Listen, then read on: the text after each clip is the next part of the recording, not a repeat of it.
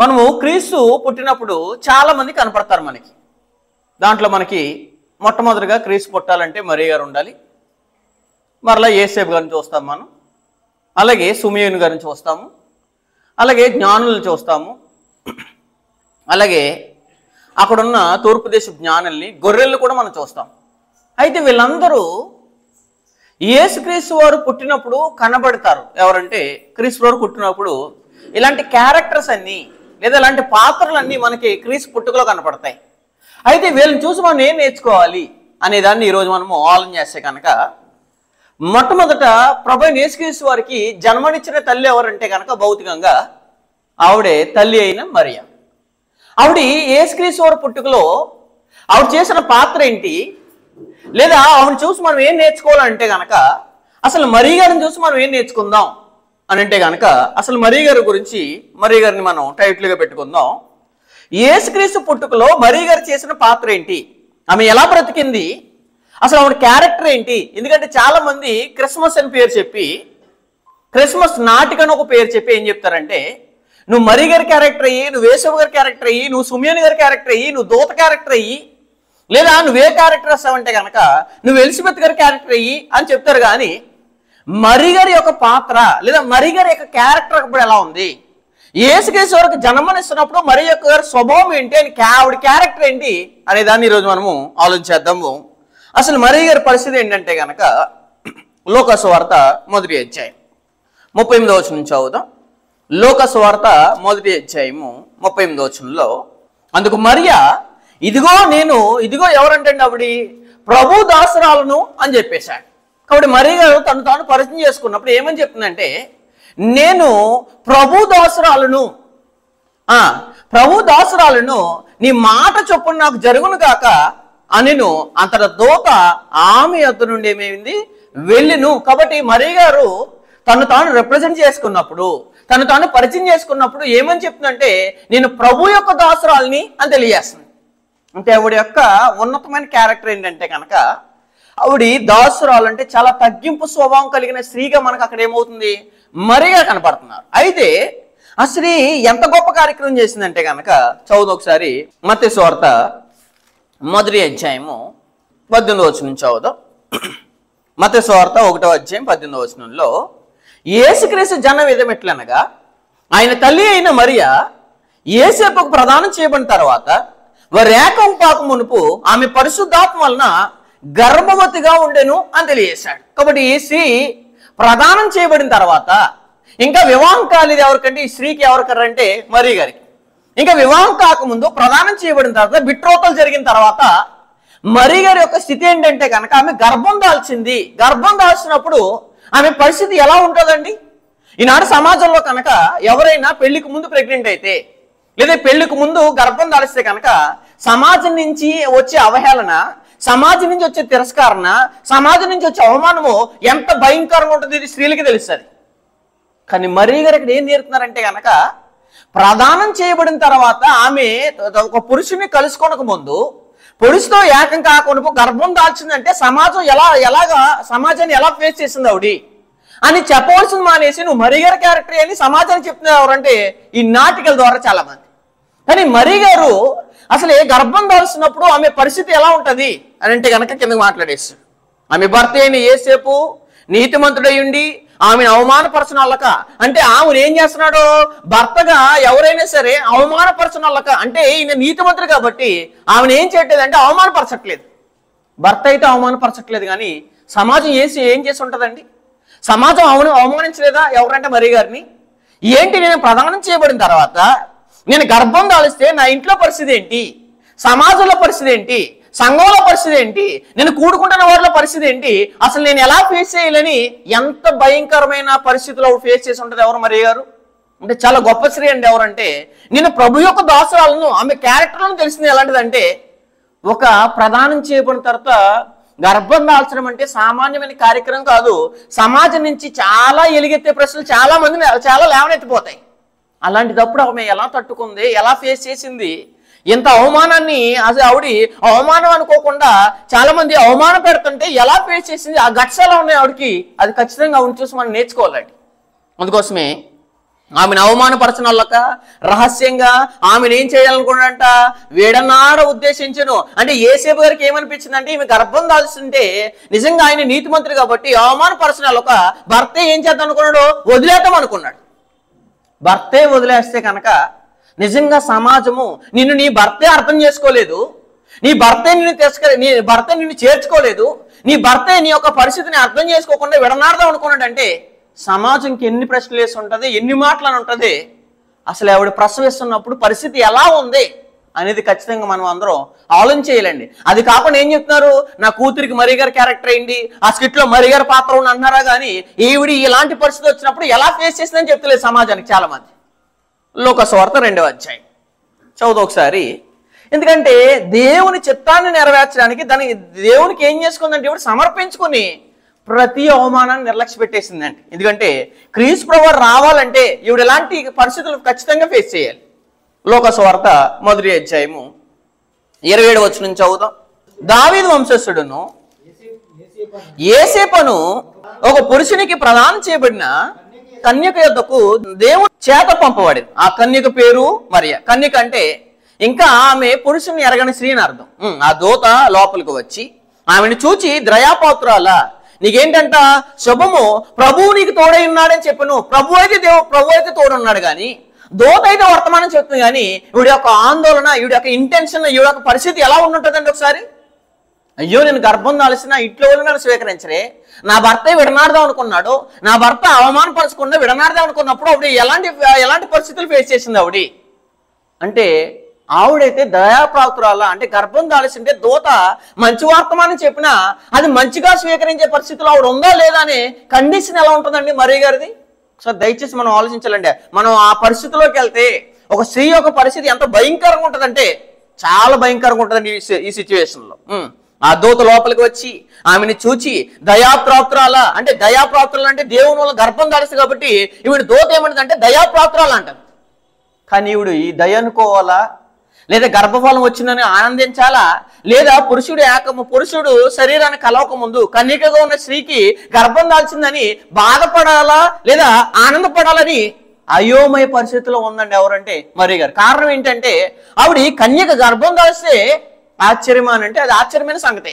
కానీ ఆవిడ యొక్క పరిస్థితి ఎలా ఉంటుందండి, ఇక్కడేమో దూత మంచి వర్తమానం అని చెప్తుంది, ఇది సువర్తమానం అని చెప్తుంది, దయాపాత్రలు అని చెప్తుంటే సమాజం నన్ను ఏమంటుంది, సమాజం నన్ను ఎలా ప్రశ్నిస్తుంది, ఏ ప్రశ్న వేసి ఏ సమాధానం చెప్పగలండి మరీ గారు. అంటే ఎంత క్షోభ, ఎంత ఇబ్బంది అనిపించింది మరీ గారు. అంటే ఈ క్యారెక్టర్ గురించి మరీ గారి గురించి చెప్పట్లేదు చాలా మంది. అయితే కిందకి ఏం చెప్తున్నాడంటే ఆమె ఆ మాటకు బహుగా తొందరపడి, ఏమైందంట నిజంగా ఎవరికైనా తొందర వస్తుంది, ఎవరికైనా భయం వేస్తుంది అండి. బహుగా తొందరపడి ఈ శుభవచనం ఏమిటో అని ఆలోచించుకొని చూస్తున్నా. అంటే అసలు శుభవచనమా లేదా బాధాకరమైన వచనం. దూత అయితే శుభవచనం అని చెప్తుంది కానీ ఆవిడ యొక్క పరిస్థితి ఎలా ఉంటుంది, ఆంతర్యం ఎలా ఉంటుంది, హృదయం ఎలా ఉంటుంది. అసలు నిజంగా ఒకళ్ళు మనల్ని అనరాని మాట అంటేనే తట్టుకోలేము, అలాంటిది ఈవిడ గర్భం దాల్చుంటే ఎన్ని మాటలు ఉంటారండి చాలా మంది. ఒక చిన్న మచ్చడితేనే చాలా మంది ఏమంటారంటే ఎన్నో మాటలతో మన సూటిపోటి మాటలతో పొడిచేస్తారు. అలాంటిది గర్భం దాల్చింది, పురుషుని ఏకం కాక మునుపు గర్భం దాల్చిందంటే ఎన్ని ప్రశ్నలు లేవనెత్తితే ఎలాగ ఫేస్ చేసింది, ఎలాంటి పరిస్థితి ఈవిడి ఉన్నదనేది ఖచ్చితంగా మనం అందరం ఆలోచన చేయాలండి. అదే ఎత్తున్నాడు అక్కడ ఏమని, ఆమె ఆ మాటకు తొందరపడి ఆ శుభవచనం ఏమిటో అని ఆలోచించుకొని చుండగా దూత మరియా ఏమవుతుందంట భయపడిపోతున్నాడు. ఎవరికైనా భయం వేస్తుందండి. ఎందుకోసం అంటే ఒక స్త్రీ ప్రదానం చేయబడిన తర్వాత గర్భం దాల్చిందంటే నిజంగా ఎవరినైతే కనుక పెళ్లి కాకముందు ఎవరైనా స్త్రీ గర్భం దాల్చి ఏమవుతుంది అనుకుంటారో, వదిలేద్దాం, పెళ్లి క్యాన్సిల్ చేద్దాం అనుకుంటారు. మరి అలాంటి పరిస్థితుల్లో ఏమనుకుంటుంది. ఫర్ ఎగ్జాంపుల్ ఎవరైనా ప్రదానం చేయబడిన తర్వాత, ఎంగేజ్మెంట్ జరిగిన తర్వాత, బిట్రోతలు జరిగిన తర్వాత ఒక స్త్రీ పురుషునికి ఈ మధ్యనే ఈమె గురించి ఎలా తెలుసంటే వదిలేద్దాం అనుకుంటాడు, పెళ్లి క్యాన్సిల్ అంటాడు. ఆ పరిస్థితుల్లో ఎవరొక్క కూతురు యొక్క తండ్రి, కూతురు యొక్క తల్లి ఎంత భయంకరమైన పరిస్థితి ఉంటుందండి. నిజంగా తల్లి తండ్రికే అలాంటి పరిస్థితి ఉన్నప్పుడు గర్భం దాల్చిన స్త్రీ అయిన మరీ గారికి ఎలాంటి పరిస్థితి ఫేస్ చేసింది ఆవిడ అని అంటే చాలా భయంకరమైన పరిస్థితి ఫేస్ చేసిందండి ఎవరంటే మరీ గారు. కిందకి పడి ఆమె ఏమంటుందంట, మరియా భయపడకము, దేవుని వల్ల నీవే పొందావంట, కృప పొందింది. పైన దయాపాత్రాలు కింద కృప పొందాం. కృప పొందిందా ఈవిడి బాధపడాలా, అవమానపడాలా, క్షోభ అనిపించాలా, వేసే ప్రశ్నలకి, సూటిపోటి ప్రశ్నలకి, సమాజం వేసే ప్రశ్నలకి నేను ఎలా సమాధానం చెప్పాలని ఆందోళన ఉందా, ఆలోచిస్తుందా, లేకపోతే ఈ శుభవచనాన్ని ఆనందపడాల పరిస్థితి, తికమక పరిస్థితులు ఉంది ఎవరంటే మరియా. కిందకి ధరించి నువ్వేమవుతావు అంట, ఇదిగో నీవు గర్భం ధరించి కుమారుని కని ఆయనకి యేసు అని పేరు పెట్టదు, ఆయన గొప్పవాడే, సర్వోన్నతుడు కుమారుడు అనబడు. ప్రభు అయిన దేవుడు ఆయన తండ్రి అయిన దావీదు సింహాసనం ఆయనకి ఇచ్చును. ఇదిగో సింహాసనం వస్తుంది, ఇదిగో యేసుడు నా గర్భాన్ని పుడుతున్నాడు అంటే గనక ఎలాంటి పరిస్థితుల్లో ఆవిడ ఉన్నది అని అంటే గనక ఇదేమో మంచి వర్తమానము. కానీ సమాజానికి వర్తమానం ఎలా ఉంటుందంటే చాలా యాంటీగా, చాలా విరోధంగా, అసలు ఈవిని నీచంగా తృణీకరించే వాళ్ళ మరొక పురుషుడు ఈవిని చేసుకోవాలన్నా ఏం చేస్తాడో ఆలోచించే పరిస్థితి ఉంది ఎవరో మరియా. అంత భయంకరమైన పరిస్థితుల్లో ఆవిడ యొక్క ఆత్మీయ జీవితము, ఆత్మీయ పరిస్థితి ఎంత భయంకరంగా ఉందండి. ఇలాంటి సమస్య ఎవరికి వచ్చిందండి? మరియా గారు లాంటి సమస్య ఎవరికే రాదు. చిన్న చిన్న సమస్యలకే, చిన్న చిన్న ఇబ్బందులకే, చిన్న చిన్న శోధనలకే తట్టుకోలేక వైదొలిగిపోయేవారు ఉంటే ఇలాంటి క్లిష్టమైన పరిస్థితుల్లో, ఇలాంటి భయంకరమైన పరిస్థితుల్లో రక్షకుడు నా గర్భంలో పుడుతున్నాడని ఆనందపడాలా? రక్షకుడు పెండ్లి కాకముందు ప్రదానం చేయబడిన తర్వాత పుట్టాడని బాధపడాలా అనే పరిస్థితులు ఉన్నాయి ఎవరంటే మరియా గారండి. ఆయన ప్రభు అయిన దేవుడు, ఆయన తండ్రి అయిన దావీదు సింహాసనమును ఆయనకిచ్చును, ఆయన యాకోబు వంశస్థులకు యుగయుగములు ఏలును, ఆయన రాజ్యం అంతం లేనిదేండునని ఆమెతో చెప్పును. అందుకు మరియా నేను పురుషుని ఎరిగిన దానినే ప్రశ్న వచ్చేసింది ఉన్న అక్కడ. ఇప్పుడు ఎవరిని ఎరగదే?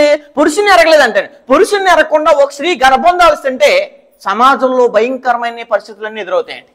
ఎరిగిన దానిని ఇది ఎలాగ జరిగినని దోత్తు అనగా, ఇదిగో నా కూతురు పెళ్లి కాకముందు గర్భం దాల్చిందని ఒక తల్లి తండ్రి బయట చెప్పుకోగలరా? చెప్పుకోలేదు. ఆమె చెప్పుకోగలదా? చెప్పుకోలేదు. ఆమె పరిస్థితి ఏంటో ఆమె చాలా క్షోభ అనిపిస్తే తల్లిదండ్రులు, కుటుంబీకులు, బంధువులు ఆమె గర్భం దాల్చినందుకు పరిస్థితులు ఎలా ఉన్నాయి, ఈవిడ ఎలా ఫేస్ చేసింది? అసలే నేను పురుషుని ఎరుగుదానమ్మ తన నోటంటే చెప్తుంది అది. నేను పురుషుని ఎరుగునదాననే, ఇది ఎలాగ జరిగినని దోస్తానగా అసలు ఇది కార్యక్రమం ఎలా జరిగింది అడుగుతారు కదా చాలా మంది. అసలు నువ్వు ఎలా గర్భం దాల్చావు, నీకు ఏదైనా పరిస్థితి ఉందా, లేదా నువ్వు ఎవరితోనే ఉన్నావా, ఎన్ని ప్రశ్నలు అసలు అలా మాట్లాడుకోవద్దు అని ఎన్ని ప్రశ్నలు తలెత్తి ఉంటాయండి మరియా గారికి. ఒక స్త్రీ పెళ్లికి ముందు గర్భం దాల్చిందంటే, పురుషుని ఎరగకుండా గర్భం దాల్చిందంటే చాలా లేవనెత్తే ప్రశ్నల్ని ఎలా ఫేస్ చేయాలో మరియా గారిని చూసి చాలా మంది స్త్రీలు నేర్చుకోవాలండి. ఎందుకంటే ఆమె అసలు ఏ తప్పు చేయకపోయినా చాలా తప్పు చేసామని సమాజం ఖచ్చితంగా వేలెత్తుతుంది. ఈ సమాజం ఖచ్చితంగా వేలెత్తుతున్నప్పుడు ఆవిడ ఎలా సమాధానం ఇచ్చి ఉంటుందండి? ఆ డైరెక్ట్ దూతను అడుగుతున్నాను ఏమని, నేను పురుషుని ఎరిగిన దానినే, ఇది ఎలాగ జరిగిన దూత అనగా, దూత పరిశుద్ధాత్మ నీ మీదకి వచ్చును, సర్వోన్నతిని శక్తి నిన్ను కమ్ముకొను కనుక పుట్టబో శిశువు ఎలా ఉన్నాడంట, పరిశుద్ధుడై దేవుని కుమారుడు అనబడిను. మరియా నీ బంధువురాలు ఎలిజబెత్ కూడా తన వృద్ధాప్యం ముందు ఒక కుమారుని గర్భం ధరించి ఉన్నది. ఏంటి ఎలిజబెత్ కూడా ఎవరని? సహోదరి. నువ్వు గర్భం దాల్చున్నావు, పరిశుద్ధాత్మ నీ మీద కమ్ముతుంది, నీకు శక్తిని అందుతావు, నీతో పాటు నీ సహోదరి కూడా వృద్ధాప్యం ముందు ఎలిజబెత్ కూడా ఏముంది యోహాను గారికి అంటది. ఎవరంటే ఎలిజబెత్ గారు. జకరియా ఎలిజబెత్ గర్భంలోంచి, గొడ్రాలుగా ఉన్న ఎలిజబెత్ గర్భంలోంచి దేవుడు ఎవరు పుట్టేస్తాడంటే కనుక యోహాను గారు పుట్టేస్తాడు. ఇదిగో ఆమె కూడా ఏం ధరించిందంటే గర్భం ధరించింది. అంటే పరిస్థితి లేని టైంలో కూడా ఎలిజబెత్కి దేవుడు ఏం చేస్తున్నాడు, అక్కడ శుభవచనం చెప్తున్నాడు, దూత ఒక శుభవచనం చెప్తుంది. కాబట్టి ఈమెని చూసి ఏం చేస్తాడంటే దూత ఆదరిస్తుందండి. ఎవరంటే మరియా గారు. మరియు నీ బంధువురాలు ఎలిజబెత్ కూడా తన వృద్ధాప్యమందు ఒక కుమారుని గర్భం ధరించి ఉన్నది. గొడ్రాలను పడిన ఆమెకు ఎన్నో మాసం అంట? 6వ మాసం, 6వ నెల. దేవుడు చెప్పిన ఏ మాట అయినను ఏం కదంటండి నిరర్థకం కానేరదని ఆమెతో చెప్పిను. అందుకు మరియా ఇదిగో ఏం చెప్తున్నప్పుడు అలాంటి పరిస్థితుల్లో నాకు అది వద్దు, ఇలా గర్భం నేను దాల్చొద్దు, నాకు ఈ పరిస్థితి వద్దు అని అనుకుందా అంటే అనుకోలేదండి. నిజంగా ఆవిడ అలా అనుకుంటే కనుక దేవుడు వేరే స్త్రీని ఎన్నుకునేవాడు. కానీ ఆవిడ తన గర్భంలోంచి రక్షకుడు రావాలి కాబట్టి, ఈ రక్షకుడు ప్రపంచాన్ని ఏలాలి కాబట్టి, ప్రపంచాన్ని అంటే రక్షించాలి కాబట్టి ఈమె అవమానం ఏం చేయదంటే లక్ష్య పెట్టలేదు. ఎంత అవమానాలు వచ్చినా, ఎంత తిరస్కారాలు వచ్చినా ఏం చెప్తుంది? సమాధానం ఏం చెప్తుంది? 38 వచనంలో దేవుడు చెప్పిన ఏ మాట అయినను ఏమవుతుంటండి నిరర్థకం కానేరదని ఆమెతో చెప్పాను. అందుకు మరి ఏం చెప్తుంది?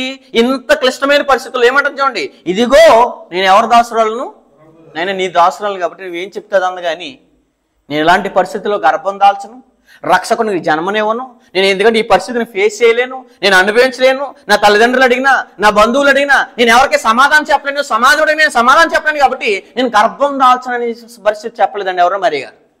అంటే ఇవిడ యొక్క క్యారెక్టర్ ఇక్కడ కనపడుతుంది మనకి. నెక్స్ట్ ఏం చెప్తుంది? అందుకు మరియా ఇదిగో ప్రభు దాసురాలను నీ మాట చొప్పున నాకేం కావాలి? దూత ఏమన్నది? నీ మాట చొప్పున నాకు జరుగును గాక అనిను. అంతట దూత ఆమె యొద్ద నుండి ఏమైంది? వెళ్ళింది.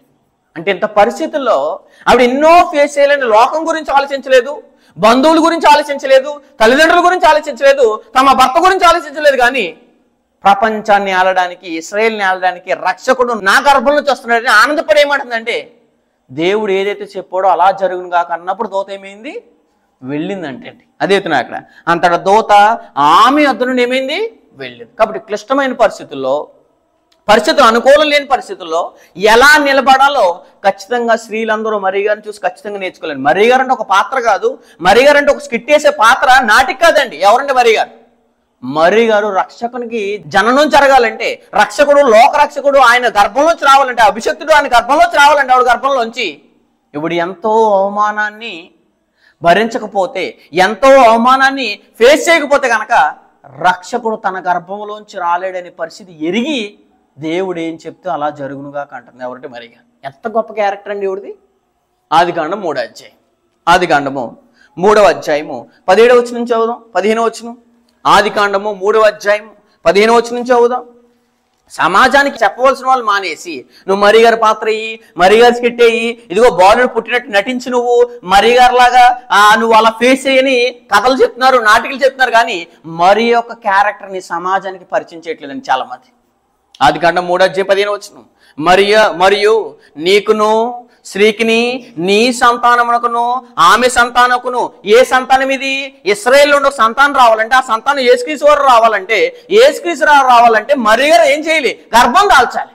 అందుకోసం అది నీకును స్త్రీకిని నీ సంతానముకును ఆమె సంతానకు వైరం కలగజేసేదును, అది నేను తల మీద కొట్టును, నీవు దానిని ఎక్కడ కొడతావు? మడిమి మీద కొట్టదు అని చెప్పాను. కాబట్టి సంతానం రావాలంటే కనుక ఆ ఇశ్రాయేలు గోత్రికుల్లో, ఆ యోధా గోత్రంలోంచి మరీగా రావాలి. మరీలోంచి ఎవరు రావాలి? ఒక యోధా గోత్రపు సింహం రావాలి. ప్రపంచాన్ని ఏలేవాడు రావాలి. ప్రపంచాన్ని రక్షించేవాడు రావాలంటే కనుక మరీ గారు ఇలాంటి అవమానం ఫేస్ చేయకపోతే, ఇలాంటి ఇబ్బందికరమైన వాతావరణం ఫేస్ చేయకపోతే కనుక రక్షకుడు ఆమె గర్భంలోంచి రావడానికి అవకాశం ఖచ్చితంగా ఉండదు. అంటే మరీ గారు ఇక్కడ ఏం చేస్తున్నారు? దేవుని సంకల్పాన్ని నెరవేర్చడానికి, దేవునికి సమర్పించుకుని ఇప్పుడు ఏం చేస్తుంది? ప్రతి అవమానాన్ని, నిందని భరించి ఎలా కనబడుతుంది? ధన్యురాలుగా చేయబడింది ఎవరంటే మరీ గారు. అంటే మరీ గారిని చూసి ఇంత క్యారెక్టర్ నేర్చుకోలేడు మనం. అంతే తప్పించి ఒక పాత్ర వేద్దాం, అవును ఒక క్యారెక్టర్లా సమాజం చూపిద్దాం, నాటికేద్దాం, స్కిట్ వేద్దాం కాదు. కానీ మరీ గారి యొక్క క్యారెక్టర్ ఇలాంటి ప్రతికూలమైన పరిస్థితుల్లో, ఇబ్బందికరమైన వాతావరణంలో, సమాజం నన్ను దేశించే వాతావరణంలో ఇప్పుడు ఎలా ఫేస్ చేసింది అనేది ఖచ్చితంగా మనం అందరం మరీ గారి నుంచి ఏం చేసుకోవాలి? నేర్చుకోవాలండి. మరొక క్యారెక్టర్ ఎవరు కనపడతారు? యేసుక్రీస్తు వారు పుట్టినప్పుడు తన తండ్రి ఎవరో భౌతికమైన తండ్రి, ఎవరో వడ్ల వానివాడు, ఆయన ఎవరు? యేసేపు. యేసేపు గారిని చూసి మనం ఏం నేర్చుకోవాలంటే కనుక చదువుదాం ఒకసారి. మత్తయి సువార్త 1వ అధ్యాయం, మత్తయి సువార్త 1వ అధ్యాయము 19వ వచనం నుంచి చదువుదాం. మత్తయి సువార్త 1వ అధ్యాయం 19వ వచనం. మత్తయి సువార్త 1వ అధ్యాయము 19వ వచనం చదువుదాం. ఆమె భర్త అయిన యేసేపు నీతిమంతుడై ఉండి. కాబట్టి యేసేపుని చూసి ఏం నేర్చుకోవాలి? యేసేపు లాగా నాటికేద్దాం, క్యారెక్టర్ వేద్దాం అని కాదు. యేసేపులా నేనేం ఉండాలంటే నీతిమంతుడిగా ఉండాలి అని తెలుసుకోవాలండి. కానీ యేసేపు లాగా నీతిమంతుడిగా ఉండలేరు, కానీ యేసేపు లాగా పవిత్రంగా ఉండలేరు, కానీ యేసేపు లాంటి క్యారెక్టర్ వేద్దామని, లేదా యేసేపు లాగా నేను నటిద్దాము, అందరినీ ఎంటర్టైన్ చేద్దాము, అందరిని ఆనందపడతాం అనుకోకూడదండి. ఎలాగ అనుకోవాలంటే కనుక ఆయన లాంటి క్యారెక్టర్ నాలోకి ఎందుకు లేదంటే డైరెక్ట్ యేసేపు పరిచయం ఎలా ఉంది చూడండి అక్కడ. ఆమె భర్త అయినా యేసేపు ఎలాంటి వాడు? నీతిమంతుడు అంటే అండి. మనకి భక్తుల గురించి చాలా మందికి నోవా గురించి నీతిమంతుడు అని ఉంది, యేసుక్రీస్తు నీతిమంతుడు అని ఉంది, ఇంకా మరొక ఎవరంటే యోబు. ఊరి దేహం ముందు ఒక ఆయన కనపడతారు, ఆయన ఎవరు? నీతిమంతుడు. అలాగ ఒక గొప్ప క్యారెక్టర్లో ఒక క్యారెక్టర్ ఎవరంటే యేసేపు. ఎవరంటే తన తండ్రి, ఎవరంటే యేసుక్రీస్తు తండ్రి, భౌతికమైన తండ్రి. ఈయన ఎలాంటి క్యారెక్టర్? నీతిమంతుడు అయ్యండి. ఆమెను ఏం చేస్తున్నాడంట? అవమానపరచనొల్లక అని చెప్పేశాడు. ఎవరైనా భర్త పెళ్లి కాకముందు ఒక స్త్రీ గర్భం దాల్సింటే డైరెక్ట్గా ఏం చేస్తారంటే అవమానపరిచేస్తారు, ఎన్నో మాటలు అంటారు. నువ్వు నాకు తెలియకుండా నాతో ఎలా వివాహం చేసుకున్నావు, అసలు నీ క్యారెక్టర్ ఏంటి, ఎవరితో ఉన్నావు, నీ పరిస్థితి ఏంటి, ఇవేమీ లేకుండా మీ అమ్మ నాన్న ఎవరో బంధువు మీడియేటర్ వచ్చి నాకు అంటగట్టారే, ఇలాంటి సంబంధం నాకు ఎంత అని సీన్ ఎన్ని మాటలు ఉంటారండి. ఖచ్చితంగా ఒక మాట భార్య దొరికితేనే భర్త వేధించేస్తాడు ఎవరినంటే స్త్రీని. అలాంటి పరిస్థితుల్లో ఇప్పుడు గర్భం దాల్సింటే యేసేపు అవమానపరుస్తున్నాడంటే అవమానపరచట్లేదు. మొత్తం చాలా మంది అయితే టామ్ చేస్తారు. ఏంటంటే నేను ప్రమాణం చేసుకున్నాను కాబట్టి సరిపోయింది, కానీ పెళ్లి చేసుకుంటే నా పరిస్థితి ఏమైపోదును, అన్యాయం అయిపోదును, ఈ స్త్రీని చేసుకుందాం నా పరిస్థితి ఎలా అయ్యిందని ఎంతో బాధపడుతుంది. కానీ ఏసేపు అలాంటి పని చేయట్లేదండి. ఏం చేస్తున్నాడు ఆయన అవమానపరచనొల్లక అయితే ఒక కార్యక్రమం మిస్టేక్ చేశాడు. ఆయన ఏమని ఆమెను అవమానపరచనొల్లక రహస్యంగా ఆమెను ఏం చేయను విడనాడను రహస్యంగా సీక్రెట్గా వదిలేద్దాం అనుకున్నాడు. కానీ అవమానపరిచి బహిరంగంగా వదిలేద్దామని బహిరంగంగా చాలా మంది అయితే ఏం చేస్తారో ప్రపంచం అంతా టామ్ చేసేస్తారు. ఏమంటే ఊరంతా తెలిసిపోద్ది, వీరంతా తెలిసిపోద్ది, అక్కడున్న ఏరియా అంతా తెలిసిపోద్ది. ఆ స్త్రీ మరొకరు వివాహం చేసుకోవడానికి కూడా అవకాశం లేకుండా చేసేస్తారు ఎవరు? పురుషులు. ఎందుకంటే ప్రపంచం ఎదుట లేదా సమాజం ఎదుట ప్రధానం జరిగిన తర్వాత అందరికీ తెలిసిపోద్ది కదా ఏది నీ భార్య అంటే కనుక అతను తప్పించుకోవడానికి కానీ ఈవిడ ఇలాంటి పరిస్థితి వచ్చింది కాబట్టి వేరే స్త్రీని చేసుకోవాలంటే ఇతను ఈవిడ్ని అవమానపరిచి మాత్రం వేరే స్త్రీని చేసుకోగలడు. కానీ ఇతను అలా చేయట్లేదు, రహస్యంగా ఏం చేద్దాం అనుకున్నాడో విడనాడుతున్నాడు. అయితే ప్రభుదూత వచ్చిందంట. అప్పుడు ఏం చేసింది? అతడు ఈ సంగతులను గోర్చి ఆలోచించుకొని చుండగా ఏం జరిగిందంట, ఇదిగో ఈ పరిస్థితి ఏం చేద్దాం, నా భార్య గురించి ఈమెమో గర్భం దాల్చింది, నేను ఎలా ఫేస్ చేయాలి, ఈ పరిస్థితి అని ఏం చేసుకున్నాడో తనలో తను ఆలోచించుకున్నాడండి. ఎవరో యేసేపు ఆలోచించుకొని చుండగా ఇదిగో ప్రభుదూత స్వప్నమందు అతనికి ప్రత్యక్షమై, దావీదు కుమారుడైన యేసేపు, నీ భార్య అయిన మరియను చేర్చుకొనుటకు ఏం పడకము, భయపడకము అని చెప్పేశాడు. నువ్వెన్ని చెప్పినా సరే, నాకు ఇంకా వివాహం కాకముందు లేదా ఆమెని నేను హత్తుకోకముందు లేదా ఆమెతో నేను యాక్సిడెంట్ అవ్వకముందు ఆవిడ గర్భం దాల్చిందంటే నువ్వెన్ని చెప్పినా విన్నాడు ఆయన? వినలేదు. చాలామంది అదేంటండి, ఏదన్నా చిన్న మచ్చలున్నా ఒప్పుకోగలం, చిన్న మచ్చలున్నా చిన్న భౌతికంగా పెళ్లికి ముందు ఆమె ఏమన్నా తొట్టిల్లా ఒప్పుకోగలం, కానీ గర్భం దాల్చింటే నువ్వు ఎలా భయపడకని చేస్తున్నావు, దూతతో వాదించలేదు ఎవరో? యేసేపు. మనమైతే అలాగే నువ్వు. కానీ అలా మాట్లాడతలే. ఏమన్నాడండి? తను తప్పు తెలుసుకుని ఏమన్నాడు చూడండి, దూత ఏమంటాడు చూడండి, ఇదిగో ప్రభుదూత స్వప్నమందు అతను ప్రత్యక్షమై, దావీదు కుమారుడైన యేసేపు, నీ భార్య అయినా. ఇక్కడ ఏమర్థమవుతుంది? పెళ్ళైన తర్వాత వివాహం అనుకుంటారు చాలా మంది. ఇంకా ప్రదానం చేయబడిన తర్వాతనే ఎంగేజ్మెంట్ రోజు చెప్తున్న మెసేజ్. పెళ్ళైన తర్వాత కాదు, పెళ్ళైన తర్వాత భార్య అనుకుంటారు చాలా మంది. ప్రదానం చేయబడిన తర్వాత ఆ స్త్రీ ఇతనికి ఏమవుతుంది? భార్య అని చెప్పేశాడు దేవుడు. అదే బిట్రోకల్ అంటే ఒక స్త్రీ ఒక పురుషునికి ప్రదానం చేయబడిన తర్వాత ఇంకా పెళ్లి కాకము ఆ స్త్రీ ఏమవుతుందంటే కనుక భార్య. అందుకోసం ఏమన్నా మెసేజ్ చేస్తాడు ఎవరు? దూత. ఏమని?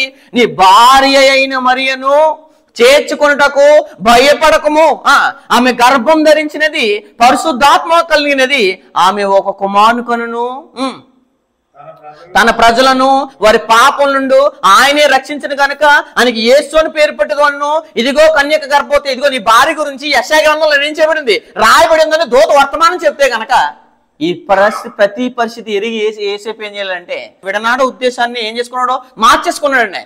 అది చెప్తున్నాడు అక్కడ. ఇదిగో కన్యక గర్భవతి కుమారుని కనును, ఆయనకి ఇమ్మానుయేలు పేరు పెట్టదు అని ప్రభు తన ప్రవక్త ద్వారా పలికిన మాట నెరవేరినట్లు ఇదంతా ఈ జరిగిన ఇమ్మానుయేలు అని పేరు నాకు భాషాంతరమున దేవుడు మనకు తోడని అర్థం. యేసేపు నిద్ర మేలుకొని ప్రభుదూత తనకు ఆజ్ఞాపించిన ఆజ్ఞ అంటే ప్రభుదూత చెప్పేదంతా ఏంటిది? ఆజ్ఞ. నువ్వు ఖచ్చితంగా ఏం చేయాలి? పాటించాలి. నేను పాటించను. మీకు అర్థం కావాల్సిన ఎలా పాటించాలి? ఏదైనా తప్పు చేస్తే క్షమించొచ్చేమో, ఏదైనా గతంలో ఏదైనా మిస్టేక్ జరిగితే నేను క్షమించొచ్చేమో, కానీ ఇప్పుడు మొత్తం అంతా బహిర్గతం అయిపోతే మొత్తం అంతా తెలిసిపోయిన తర్వాత మీ గర్భం దాల్చిన తర్వాత నేను వదిలేలే. కానీ నువ్వు చెప్తున్నప్పుడు నేను ఎలా వినాలి, ఎలా చేర్చుకోవాలి, ఎలా నేను ఈమె భార్య అనాలని తిరిగి ఎప్పుడు కూడా మాట్లాడతలేదండి ఎవరంటే యేసేపు. ఏమన్నాడు చూడండి అక్కడ, యేసేపు నిద్ర మొలుకొని ప్రభుదూత తనకు ఆజ్ఞాపించిన ప్రకారం చేసి తన భార్యను ఏమన్నాడు ఆయన? తన భార్యను చేర్చుకొని ఆమెకు ఏం కొన్నాడంట? ఆమెకు కుమారుని కను వరకు ఆమెను ఏం చేయలేదంట? కుమారుని కనే వరకు ఆమెను ఏం చేయలేదు, ఇతను ఎరగలేదంటండి. ఎరగకుండాను అంటే ఆమె టచ్ చేశాడంటే టచ్ చేయలేదు. అంటే ఎంత పవిత్రంగా ఉన్నాడంటే చాలా మంది. అంటే యేసేపు చూసి ఏం నేర్చుకోవాలంటే కనుక ప్రధానమైన తర్వాత చాలా మంది భౌతికంగా కూడా మూవ్ అయ్యేవాళ్ళు లేదా భౌతికంగా ఏక శరీరం అయ్యేవాళ్ళు కూడా చాలా మంది ఉంటారు. కానీ యేసేపు ఎలాంటి వాడంటే ఆమె కుమారుని గర్భం ధరించే వరకు ఆమెను ఏం చేయలేదంటే ఇతను ఎరగలేదంటే. అంటే ఎంత స్ట్రిక్ట్గా ఎంత పర్ఫెక్ట్గా అతను నీతిమంతుడు అనడానికి నిదర్శనంగా ఉన్నాడు ఎవరంటే యేసేపు. ఇలాంటి క్యారెక్టర్ మనలో ఉండాలి. కానీ యేసేపులో నేను పాత్ర వేస్తానంటే కనుక బాహ్యంగానే పాత్ర వేస్తున్నారు, కానీ యేసేపు లాంటి క్యారెక్టర్ నాకు లేదని బాధపడే సమాజం నాడు లేదండి. అదే అన్నాడు చూడండి అక్కడ, ఆమె కుమారుని కనే వరకు ఆమెను ఏం చేయలేదంట? ఎరగకుండాను అతడు ఆ కుమారునికి యేసు అని ఏం చేశాడంట? పేరు పెట్టును అని చెప్పేశాడు. కాబట్టి దేవుని ప్రణాళిక నెరవేర్చడానికి తన వంతు సహకారం చేస్తున్నాడు ఎవరో? యేసేపు గారు కూడా అంటే తమ భార్య ఎలాంటి పరిస్థితుల్లో ఉన్నప్పుడు ఇతను ఫేస్ చేయాలన్నా ఇతను కూడా ఏమవుతుంది, ఇతను కూడా ఎన్నో ప్రశ్నలు లేవనెత్తుతాయి. అయినా సరే ఈయన తప్పు తెలుసుకున్న తర్వాత, దూత చేత హెచ్చరించబడిన తర్వాత ఏం చేశారంటే, దేవుని సంకల్పం యేసుప్రభు రావడమే కాబట్టి యేసుప్రభు రావాలంటే నేను కూడా ఏం చేయాలి, నా భార్యకి నేనేం చేయాలి, సహకరించాలి. ఎవరు సహకరించలేని పరిస్థితి అది. భర్త భార్య గర్భం దాల్చిందంటే ముందే ఎవరో సహకరించలేని పరిస్థితి అయినప్పుడు ఈయన సహకరించాడంటే దేవుని సంకల్పాన్ని ఎరిగాడు, హెచ్చరింపబడ్డాడు, మార్చుకున్నాడు. దేవుని సంకల్పానికి తన వంతు తన పాత్ర ఏం చేశాడంటే ఖచ్చితంగా నడిపించేశాడు. అందుకోసం దేవుని నడిపింపుతో బ్రతికాడండి. శిశువును కాపాడాడు ఎవరంటే యేసేపు. చూద్దాం ఒకసారి. అదే దూత మరలా ప్రత్యక్షమవుతుంది ఎవరికంటే, ఎవరికి, అదే యేసేపుకి. 2వ అధ్యాయము 13వ వచనం. మత్తయి సువార్త 2వ అధ్యాయము 13వ వచనం చదువుదాం. వారు వెళ్ళిన తర్వాత ఇదిగో ప్రభు దూత స్వప్నమందు యేసేపునకు ఏమైందంట, ప్రత్యక్షమై, అంటే మొదటిసారి ప్రత్యక్షమైంది. భార్యను విడనాడొద్దంటే ఏం చేశాడు, విడనాడలేదు. ఎవరు, యేసేపు గారు. రెండోసారి ప్రత్యక్షమైంది. రెండోసారి ఎందుకు ప్రత్యక్షమైందంటే కనుక హేరోదు పుట్టిన పిల్లలందరినీ చంపేద్దాం అనుకోండి. ఎందుకు, ఆయనకి కలవరం వచ్చేస్తుంది, నీకు భయం వేస్తుంది ఏమనంటే యూదుల రాజుగా పుట్టినవాడు ఎక్కడ ఉన్నాడంటే కలవరం వచ్చేస్తుంది కాబట్టి మొత్తం చిరచ్ఛేదం చేద్దాం అనుకోండి. ఎవరిని, పిల్లల్ని. దాంతోపాటు యేసుక్రీస్తుని కూడా చంపేద్దాం అనుకున్నాడు. కాబట్టి ముందే దేవదూత ద్వారా ఏం చెప్పేస్తాడంటే దేవుడు భవిష్యత్తు చెప్పేస్తున్నాడు. కాబట్టి ఆ భవిష్యత్తు విని ఏం చేశాడు, అదేంటి నా పిల్లోని చంపేయడం ఏంటి, అదేంటి యేసుక్రీస్తుని చంపేయడం ఏంటని అనుకోకుండా దూత చెప్పిన మాట అన్నాడండి, లోబడ్డాడండి. ఏమంటే నీతిమంతుడైన యేసేపు. అదే మాట్లాడుతున్నాడు 13వ వచనంలో. వారు వెళ్ళిన తర్వాత ఇదిగో ప్రభు దూత స్వప్నమందు యేసేపునకు ఏమైంది, ప్రత్యక్షమై హేరోదు ఆ శిశువును సంహరింపవాలని ఆయనను వెతకబోచున్నాడు కనుక నీవు లేచి ఆ శిశువును ఆయన తల్లిని వెంట పెట్టుకొని ఐగుప్తునకు ఏమైపోవాలి, పారిపోవాలి. ఎందుకంటే ఈ హేరోదు చాలా కిరాతకుడు, చాలా భయం వేసేస్తుంది. ఎవరికంటే రాజు పుడితే నా వంశంలో పుట్టాలి కదా, రాజగోత్రులో పుట్టాలి కదా, తండ్రి అయిన నాకు పుట్టాలి కదా, ఈయన రాజు అన్నాడు ఏంటి పరిస్థితి అయిపోద్దామో, నన్ను వదిలేస్తారేమో అని భయం వేసి ఏం చేస్తున్నాడు, రాజుగా పుట్టిన ఆయన చంపేద్దాం అనుకుంటే తండ్రికి మరలా దూత ప్రత్యక్షమే చెప్తుంటే ఈయన ఏం చేశాడు, ఐగుప్తు దేవుని యొక్క నడిపింపు చేత ఏం చేశాడు, దేవుని మాట విని, దూత చేత దేవుని మాట విని శిశువుని కాపాడుతున్నాడండి. ఎవరంటే యేసేపు. ఎవరు కాపాడుతారండి శిశువుని, ఎవరు చంపేస్తారు, నేను వస్తాను రండి నేను చూసుకుందా అంటారు. కానీ ఈయన ఎలాంటి క్యారెక్టర్ అంటే కనుక నీతిమంతుడు కాబట్టి దేవుని దూత చేత విన్న వర్తమానాన్ని విని ఏం చేస్తాడు, పారిపోతున్నాడు. ఐగుప్తు పారిపోయి నేను నీతో తెలియజెప్పు వరకు అక్కడనే ఉండుమని అతనితో చెప్పి, నేను పురుషుని కదా, నేను మగవాణ్ణి కదా, నేను ఎదుర్కోగలను కదా, నాకు రోషం ఉంది కదా అని అనలేదండి. ఎవరో యేసేపు. ఎందుకు, దూత ఏం చెప్తే అదే చేస్తున్నాడు. ఎవరో యేసేపు. అంటే దూతకి దేవుని ఆజ్ఞలకి ఎంత కట్టుబడి బ్రతుకుతున్నాడో, ఎంత భయపడి బ్రతుకుతున్నాడో యేసేపుని చూసి మనం ఖచ్చితంగా నేర్చుకోవాలండి. ఆయన చూసి బుద్ధి తెచ్చుకోవాలి. అదే చెప్తున్నాడు అక్కడ ఏమని, అక్కడనే ఎక్కడ వరకు అంట, నేను నీతో తెలియజెప్పు వరకు. అంటే హేరోదు భవిష్యత్తులో చచ్చిపోతాడు, చనిపోయిన తర్వాత మరలా నువ్వు అక్కడికి రావాలని నేను నీతో చెప్పు వరకు నువ్వేం చేయాలి, నువ్వు అక్కడైనా ఉండమంటే అక్కడే ఉన్నాడు. ఎవరు, యేసేపు గారు. ఎవరు చెప్పినప్పుడు, దూత చెప్పినప్పుడు. ఎవరు సందేశం చెప్పినప్పుడు, దేవుని సందేశం. అంటే దేవుని మాటలకు ఎంత కట్టుబడి జీవిస్తున్నాడు యేసేపు. కింద కూడా చెప్పేసాడు 19వ వచనంలో. హేరోదు చనిపోయిన తర్వాత ఎందుకోసం అంటే తక్కువ పిల్లలందరినీ, తక్కువ వయసు గల పిల్లలందరినీ చంపేద్దాం అనుకోండి. ఎవరు, హేరోదు. అదే చెప్తున్నాడు చూడండి అక్కడ 16వ వచనంలో.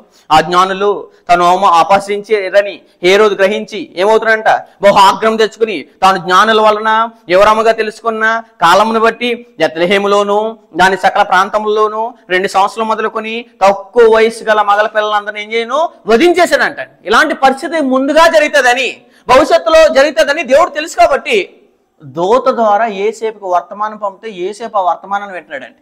అంటే దేవుని ప్రణాళిక ఏం చేస్తున్నాడో లోబడుతున్నాడు. అందు చెప్తున్నాడు 19వ వచనంలో. హేరోదు చనిపోయిన తర్వాత ఏం జరిగింది, ఇదిగో ప్రభు దూత ఏమైందంట, ఐగుప్తులో యేసేపును మళ్ళీ ఏం చేస్తుంది, మూడోసారి స్వప్నమందు ప్రత్యక్షమై నువ్వు లేచి శిశువును తల్లిని తోడుకుని పోయి, అంటే తల్లిని తీసుకెళ్ళిపోవాలి, శిశువును తీసుకెళ్ళాలి, భార్యని పిల్లల్ని తీసుకెళ్ళి ఏం చేయాలి, పిల్లవాడిని తల్లిని తోడుకొని ఇశ్రాయేలు దేశమునకు వెళ్ళాము. నెక్స్ట్ ఏం చెప్పేశాడు, అయితే అర్కెలాయు తన తండ్రి అయిన హేరోదునకు ప్రతిగా యోదయా దేశము ఏలుచున్నాడు అని విని అక్కడికి వెళ్ళవెరిచి స్వప్నమందు దేవుని చేత బోధింపబడినవాడై, ఎక్కడికి వెళ్తున్నాడండి ఈయన, యోదయ దేశం వెళ్తాడంటండి. దేవుని చేత బోధింపబడినవాడై గలిలయ ప్రాంతంలో వెళ్ళి నజరేతు ఊరికి వచ్చి అక్కడేమోను కాపురం ఉండెను.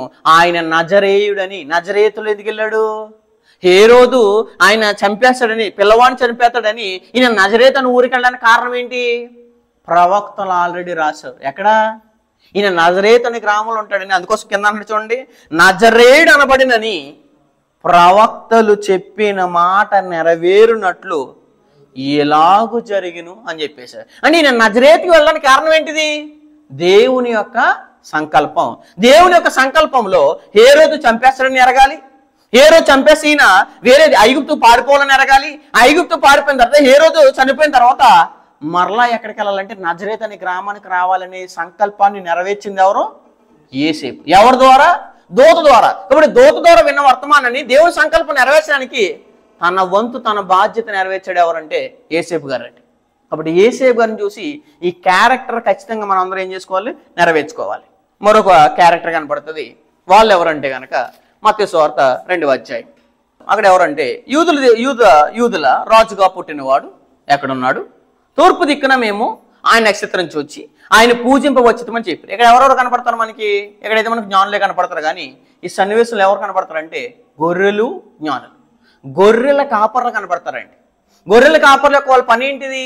గొర్రెలు కాచుకుంటారు. గొర్రెలు కాచుకుంటే నక్షత్రం వచ్చి ఒక వర్తమానం చెప్తే, ఇదిగో దావీదు పట్టణం మంది నేడు రక్షకుడు పలానా చోట పుడతాడని అంటే కనుక వీళ్ళు ఏం చేస్తారంటే తమ పనులు మానుకు వెళ్ళారు. మరి ఈనాడు ఉన్న చాలా మంది పెద్ద మేధావులు, క్రైస్తవులు ఉన్నారు.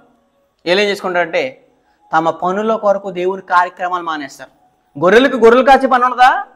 ఉన్నా సరే నక్షత్రం ఏం చేస్తుందంటే నక్షత్రం ఒక వర్తమానం తెలియజేస్తుంది. కాబట్టి నక్షత్రం యేసుక్రీస్తు ఎక్కడ పడతారో తెలియజేస్తుంది. కాబట్టి ఇదిగో నక్షత్రం చూసి ఉన్న పనులన్నీ, ఇదిగో మా ఇంటికి అప్పచెప్తాము, గొర్రెలందరినీ మా పిల్లడికి అప్పచెప్తాము, మా ఇంటి రేసెస్కి అప్పచెప్తాము, మరి బంధువులకు అప్పచెప్తాము. అంత టైం ఏం లేదు అక్కడ. దూత ఓ నక్షత్రము చూపించగానే ఏం చేస్తారు? ఎక్కడ చూపిస్తుందో అక్కడికి వెళ్ళిపోయారండి. ఎవరు? గొర్రెల కాపర్లకు ఉన్న ఇంగిత జ్ఞానం కూడా ఈనాడున్న క్రైస్తవులకు లేదు. ఎందుకు లేదంటే అన్ని సమకూర్చిన తర్వాత, అన్ని వసతులు తిన్న తర్వాత కూడా దేవుని వాక్యం ఇద్దామన్నా, దేవునికి సమయం ఇద్దామన్నా, దేవుని కార్యక్రమాలు చేద్దామన్నా మన పనులను కూడా పక్కన పెట్టుకోం. గొర్రెల కాపరికి వచ్చి ఇది నేర్చుకోలేండి. గొర్రెల క్యారెక్టర్, నా కుమారుడిగా క్యారెక్టర్ ఏంటి, నా కుమార్తెగా క్యారెక్టర్ ఏంటి, ఇది కాదని నేర్పాల్సింది గొర్రెల కాపర్ల నుంచి. ఏం నేర్పాలో ఖచ్చితంగా తెలుసుకోండి. ఈనాడు చాలా మంది క్రైస్తవ అనబడేవారు ఖచ్చితంగా గొర్రెలను చూచి ఖచ్చితంగా బుద్ధి తెచ్చుకోవాలండి. లోకసువార్త 2వ అధ్యాయం 15వ వచనం. ఆ దూతలు తమ యొద్ద నుండి పరలోకం వెళ్ళిన తర్వాత ఆ గొర్రెల కాపర్లు జరిగిన ఈ కార్యక్రమము ప్రభు మనకు తెలియజేయించి ఉన్నాడు. దూత చెప్తుంటే ఏమనుకున్నారు? డైరెక్ట్ దేవుడే మాకు చెప్తున్నాడు. ఎందుకోసం అంటే దేవుని వర్తమానాన్ని దూత తెలియజేస్తున్నప్పుడు ఈ సమాచారాన్ని ఎవరు చెప్పారంటే మాకు అనుకుంటారండి. ఎవరు? అదేంటి దూత కనపడడం ఏంటి మీకు? దేవుడు దూత ద్వారా వర్తమానం చెప్పడం అని ఎటకారించే సమాజం ఉంటే కనుక వీళ్ళు ఏం చేస్తున్నారు? అలా ఉండట్లేదంటే అలాంటి క్యారెక్టర్ కలిగిన వారు ఉండట్లేదు. ఎవరు? గొర్రెలు కాపరు పెద్ద జ్ఞానం లేకపోయినా వాళ్ళు ఏమి ఎరిగారంటే కనుక ఇదిగో ఈ దూత ద్వారా వర్తమానం చెప్పేది ఎవరంటే ప్రభువు. ఎవరైనా దేవుడు అదే పేశాడు. ఆ దూతలు తమ యొద్ద నుండి పరలోకి వెళ్ళిన తర్వాత ఆ గొర్రెల కాపర్లు జరిగిన కార్యమును ప్రభు ఏం చేస్తాడంట అంటే ప్రభు అనగా ఉద్దేశాలు తండ్రి దేవుడు. ప్రభు మనకి ఏం చేస్తున్నాడు? తెలియజేయించి ఉన్నాడు. మనము ఏం చేయాలంట? బెత్లెహేము వరకు వీళ్ళు ఎక్కడున్నారు? పరిస్థితి ఎక్కడ దూత కనపడింది? ఎక్కడ నక్షత్రం చూపిస్తుంది? దూత నక్షత్రము రెండు చూపిస్తుంటే రెండు పనులు చేస్తుంటే దూత మరి నక్షత్రం పని చేస్తుంటే వీళ్ళు ఏం చేశారు? తమ ప్లేస్ విడిచి ఎక్కడికి వెళ్దాం అనుకున్నారు? బెత్లెహేముకి వెళ్దాం అనుకున్నారు. ఈనాడు ఏం చేస్తున్నారు? తమ ప్లేస్ వదిలి ఎక్కడికి రాలేరు అండి. ఈరోజు మీటింగ్ పెట్టాం, రాలేమంటే మాకు పలానా టైం, పలానా కార్యక్రమం ఉందండి, మాకు పలానా పెళ్ళి ఉందండి, పలానా ఇది ఉందండి, అది ఉందండి. దేవుని కార్యక్రమాల గురించి భౌతికమైన ఆటంకాలు ఎన్నో వంకలు చెప్పేవాళ్ళు ఉంటారు. ఎవరిలాగా? అవ్వగారులాగా. అవ్వగారు కూడా నువ్వు తప్పు చేసావంటే ఏమంది ఆవిడ? నేనేం చేయలేదు. ఎవరు చేశారు? నీవిచ్చిన నరుడు ఇచ్చిన వాళ్ళనే నేను తిన్నానంటుంది. ఎవరు? అవ్వగారు. ఇప్పుడు వీళ్ళు ఏం చేస్తారు? నా భార్య వల్ల నేను రాలేదు, లేదా నా భర్త వల్ల నేను రాలేదు, మా ఇంట్లో వాళ్ళు రాలేదు, మా ఇంట్లో వాళ్ళు ఇబ్బంది పెడుతున్న వాళ్ళు రాలేదు, ఈ వాళ్ళు రాలేదు, ఆ వాళ్ళు రాలేదు, టైం అయిపోయిన రాలేదు, అక్కడికి వెళ్ళిన వాళ్ళు రాలేదు, ఇక్కడికి వెళ్ళి రాలేదు అంటారు. గొర్రెలు కాబట్టి ఇలా చెప్పలేదు. అసలు మనకులాగా చెప్పారల్లో చెప్పలేదు. వాళ్ళు దేవుడు వర్తమానం తెలిస్తే నెక్స్ట్ అన్నేమన్నారు చూడాలో మనము అంటే గొర్రెలు కాపరు చాలా మంది మనము బెత్లెహేము వరకు ఏం చేయాలంట? వెళ్ళి చూతము రండని ఒకరితో ఒకడు ఏం చేస్తున్నారు? చెప్పుకొని త్వరగా ఏం చేస్తారంటే అక్కడ చూడండి ఎంత స్పీడ్ త్వరగా అంటారు. మాట అర్థం ఏంటి? ఎంత చాలా స్పీడ్గా ఏం చేస్తారు? రియాక్ట్ అవుతున్నారు చాలా మంది. ఈనాడు దేవుని కార్యక్రమాలు చేద్దామన్నా, దేవుని పనులు చేద్దామన్నా, దేవుని కోసం కూడుకుందామన్నా, దేవుని వాక్యం విందామన్నా సమయం లేని పరిస్థితి మంది, బిజీ షెడ్యూల్ మంది. బిజీ ఉన్న షెడ్యూల్ దేవుని కంటే నువ్వు బిజీ అయిపోతే కనుక అసలైన లోకానికి వెళ్ళిపోతావు, వెళ్ళకూడని లోకానికి వెళ్ళిపోతావు. ఎందుకోసం అంటే దేవుని కోసం మనం టైం కేటాయించలే. మన బ్రతికెందుకు గురించి అండి? త్వరగా వెళ్ళి మరియను యేసేపును ఏం చేశారంట? త్వరగా వెళ్ళారంటండి. మరియను యేసేపును తొట్టిలో పండుకున్న శిశువును చూచిరి. వారు చూచి ఏం చేస్తున్నారు? ఆ శిశువుని గురించి తమతో చెప్పబడిన మాటలు, ఎవరు చెప్పారు? దూత చెప్పింది. తమతో చెప్పబడిన మాటలు ప్రచురము చేసి, ప్రచురం అంటే ఏంటి? అందరికీ చెప్పారు వెళ్ళి. మనకు కూడా ఉంది. ఏమని? క్రొత్త నిబంధనలో ఒక ఆజ్ఞ. ఏమని? కొరింథీయులకు రాసిన మొదటి పత్రిక 11వ అధ్యాయము 26వ వచనం చదివినప్పుడు మీకు ఏం అర్థం అవ్వాలి? మీరు ఈ రొట్టెను తిని ఈ పాత్రలను త్రాగునప్పుడల్లా ప్రభువు వచ్చే వరకు ఆయన మరణం ఏం చేయాలి? మరి ఎంతమంది ప్రచురం చేస్తున్నాం మనం? మనకు ఒక ఆజ్ఞ ఉంది. ఈ ఆజ్ఞను ప్రచురం చేయట్లేదు, కానీ వాళ్ళు విన్న వర్తమానాన్ని అందరికీ ఏం చేస్తున్నారు? ప్రచురం చేస్తున్నారు అంటే. గొర్రెలకు ఉన్న జ్ఞానం కూడా ఈనాడున్న క్రైస్తవులకు లేదంటే కనుక గొర్రెల కాపలను చూసి చాలా బుద్ధి తెచ్చుకోవాలండి. ఒకసారి కొరింథీయులకు రాసిన మొదటి పత్రిక 11వ అధ్యాయం. అంటే వాళ్ళు విన్న వాటిని, పనులన్నీ మానుకుని ప్రభు గురించి వచ్చి త్వరగా వెళ్ళి ఏం చేస్తారంటే దూత చెప్పినంత యాస్టి జరిగిందని చూసి అందరికీ ప్రచురం చేస్తారండి వాళ్ళు. ఈనాడు ప్రభురాత్రి భోజనంలో పాలు పంపులు పొంద యేసుక్రీస్తు వారి మరణాన్ని గురించి కానీ, యేసుక్రీస్తు వారి యొక్క మరణము, సమాధి, పునరుద్ధానం గురించి, స్వార్థ గురించి ఎవరికైనా చెప్తున్నారంటే ఎవరికి చెప్పట్లేదు. చదువుదాం కొరింథీయులకు రాసిన మొదటి పత్రిక 11వ అధ్యాయం 26వ వచనం చదువుదాం. 11వ అధ్యాయము 26వ వచనం. మీరు ఏ రొట్టెను తిని ఈ పాత్రలను త్రాగునప్పుడల్లా ప్రభు వచ్చే వరకు ఆయన మరణమును ఏం చేదురు? ప్రచురించుదురు అని చెప్పేశాడు. వాళ్ళు కూడా దూత పుట్టాడని, యేసుక్రీస్తు పుట్టాడని అక్కడున్న సమాజానికి, అక్కడున్న కాలంలో వారికి ఇచ్చిన ఆజ్ఞ ప్రకారంగా దూత చేత హెచ్చరించబడి వాళ్ళు చెప్తుంటే, క్రొత్త నెలలో మనకు ఆజ్ఞ ఉంది ఏంటంటే పుట్టు గురించి కాదు, కానీ మనకు ఏం ఆజ్ఞ ఉంది? ఆయన మరణం గురించి, సమాధి గురించి, పునరుద్ధానం గురించి ఏముందంటే ఆజ్ఞ ఉంది. స్వార్థ ఎక్కడికి వెళ్ళి తీసుకెళ్ళాలి? మనం సర్వలోకానికి వెళ్ళి తీసుకురావాలి. వాళ్ళు పుట్టుకుని తెలియజేసేది ఎవరంటే ఆనాడున్న గొర్రెల కాపరు. ఈనాడున్న క్రైస్తవులు అనబడేవారు అసలు ఒకరికి స్వార్థ చెప్పడానికి వీళ్ళకి ఏముండదు? టైం ఉండదు. దేవుని కార్యక్రమం చేయడానికి ఏముండదు? టైం ఉండదు. ఎందుకంటే బిజీ. దేనికి సమయం గడుపుతారంటే ఇష్టానుసరమైన కార్యక్రమాలకి, సొంత కార్యక్రమాలకి. అందరూ ఎలా ఉన్నారంటే చూడండి ఒకసారి. ఫిలిప్పీయులకు రాసిన పత్రిక 2వ అధ్యాయం. ఫిలిప్పీయులకు రాసిన పత్రిక 2వ అధ్యాయము 4వ వచనం. ఫిలిప్పీయులకు రాసిన పత్రిక 2వ అధ్యాయం 4వ వచనం. మీలో ప్రతివాడును తన సొంత కార్యం, ఎప్పుడు కూడా మనం తిన్నామా, మనం విన్నామని చూసుకుంటాం, కానీ పక్కోడి గురించి పట్టించుకుంటామంటే అంత టైం మనకు ఉండదు. అంటే ఇది క్రైస్తవుల బాధ్యత? ఇది క్రైస్తవ లక్షణమనా? ధర్మశాస్త్రం ముగింపులో గొర్రెల కాపర్లకున్న ఇంగిత జ్ఞానం కూడా లేదా? ఆ జ్ఞానం కూడా మనకు లేదా అని అంటే కనుక అందరూ తమ సొంత కార్యాలు చూసుకున్నారు, కానీ ఇతరుల కార్యములను ఏం చేయరంట? చూడరంట. అవి చూడరు. నెక్స్ట్ 21లో కూడా చెప్పాడు ఏమని? అందరూ తమ సొంత కార్యాలని చూసుకొనిచున్నారు, కానీ యేసుక్రీస్తు కార్యములను చూడరు. ఆ టైంలో దూత రావడం ఏంటి? గొర్రెల కాపర్లు దూతను నమ్మడం ఏంటి? దూత చెప్పిన ఆజ్ఞ ప్రకారంగా వాళ్ళ యేసుక్రీస్తు వారు పుట్టిన ప్రదేశానికి వెళ్ళడం ఏంటి? ఆ ప్రదేశంలో వాళ్ళు చెప్పిందంతా జరిగింది విని అందరికీ ప్రచురం చేయడం ఏంటి? ఎంత ఆశ్చర్యంగా ఉందండి సంగతి. మరి గొర్రెల కాపర్ క్యారెక్టర్ ఏమని చెప్తున్నారా సమాజానికి? గొర్రెల కాపర్కున్న జ్ఞానం, ఆయనకున్న ప్రభు కార్యక్రమాల గురించి తమ సొంత పనులు కూడా పక్కన పెట్టారని ఇది చెప్తున్నారా అని అంటే ఇది ఎవరు చెప్పరు. ఎంత జ్ఞానం అంటే, జ్ఞానం లేని గొర్రెల కాపర్లకి అంత జ్ఞానం కలిగిన వారుగా బ్రతికితే దేవుని జ్ఞానం ఎరిగిన మనము, క్రీస్తు జ్ఞానం ఎరిగిన మనము దేవుని కార్యక్రమాల పట్ల, ప్రభు కార్యక్రమాల పట్ల ఎంత జాగ్రత్తగా, ఎంత శ్రద్ధగా ఉన్నామండి. ఖచ్చితంగా మనం అందరం గొర్రెల కాపర్ చూసి ఖచ్చితంగా నేర్చుకోవాలండి. లోకసువార్త 2వ అధ్యాయం.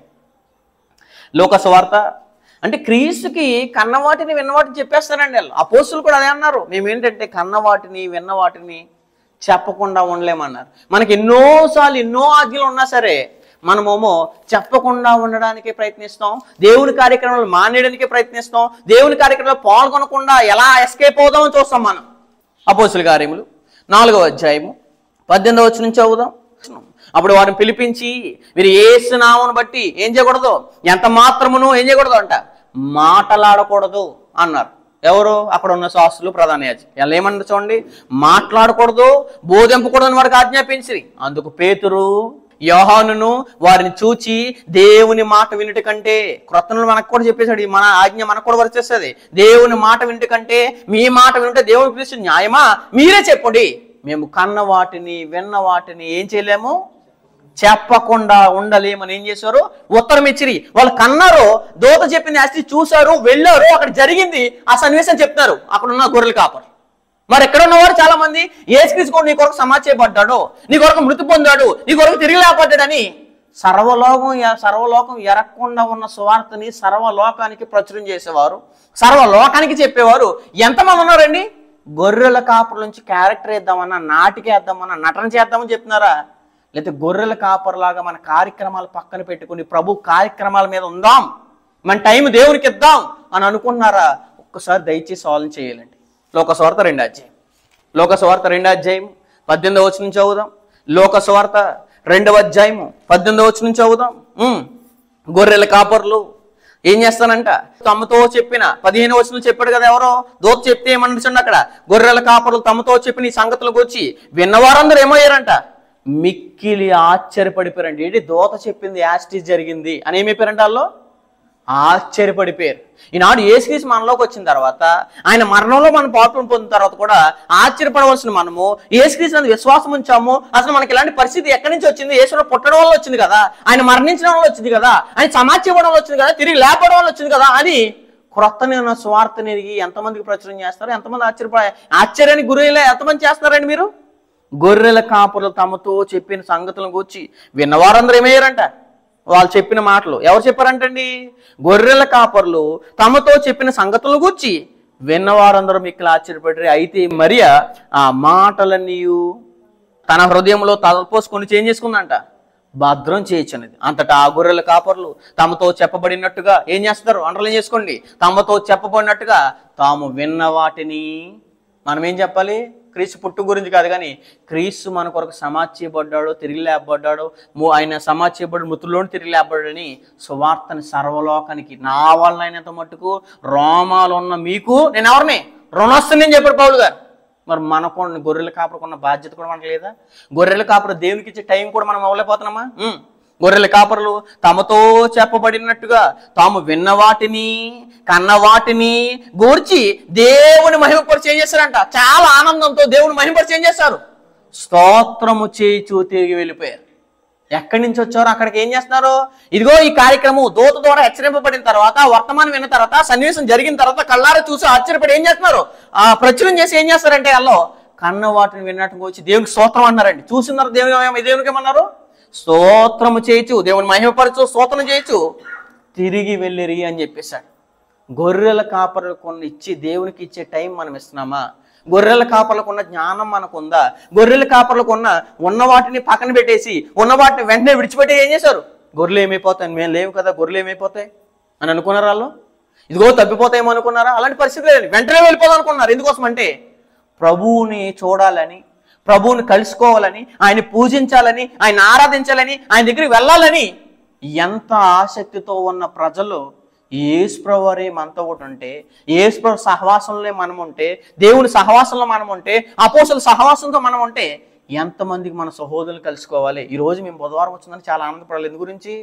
ఎందు గురించి అంటే మా సహోదరులు మేము కలుసుకుంటాం. వారం రోజులు ఎక్కువ మేము ఎక్కడ ఉన్నాం?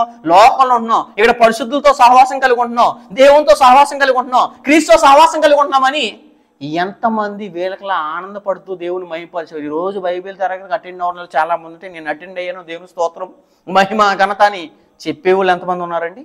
ఖచ్చితంగా గొర్రెల కాపులు చూసి ఖచ్చితంగా బుద్ధి తెచ్చుకోవాలండి చాలామంది.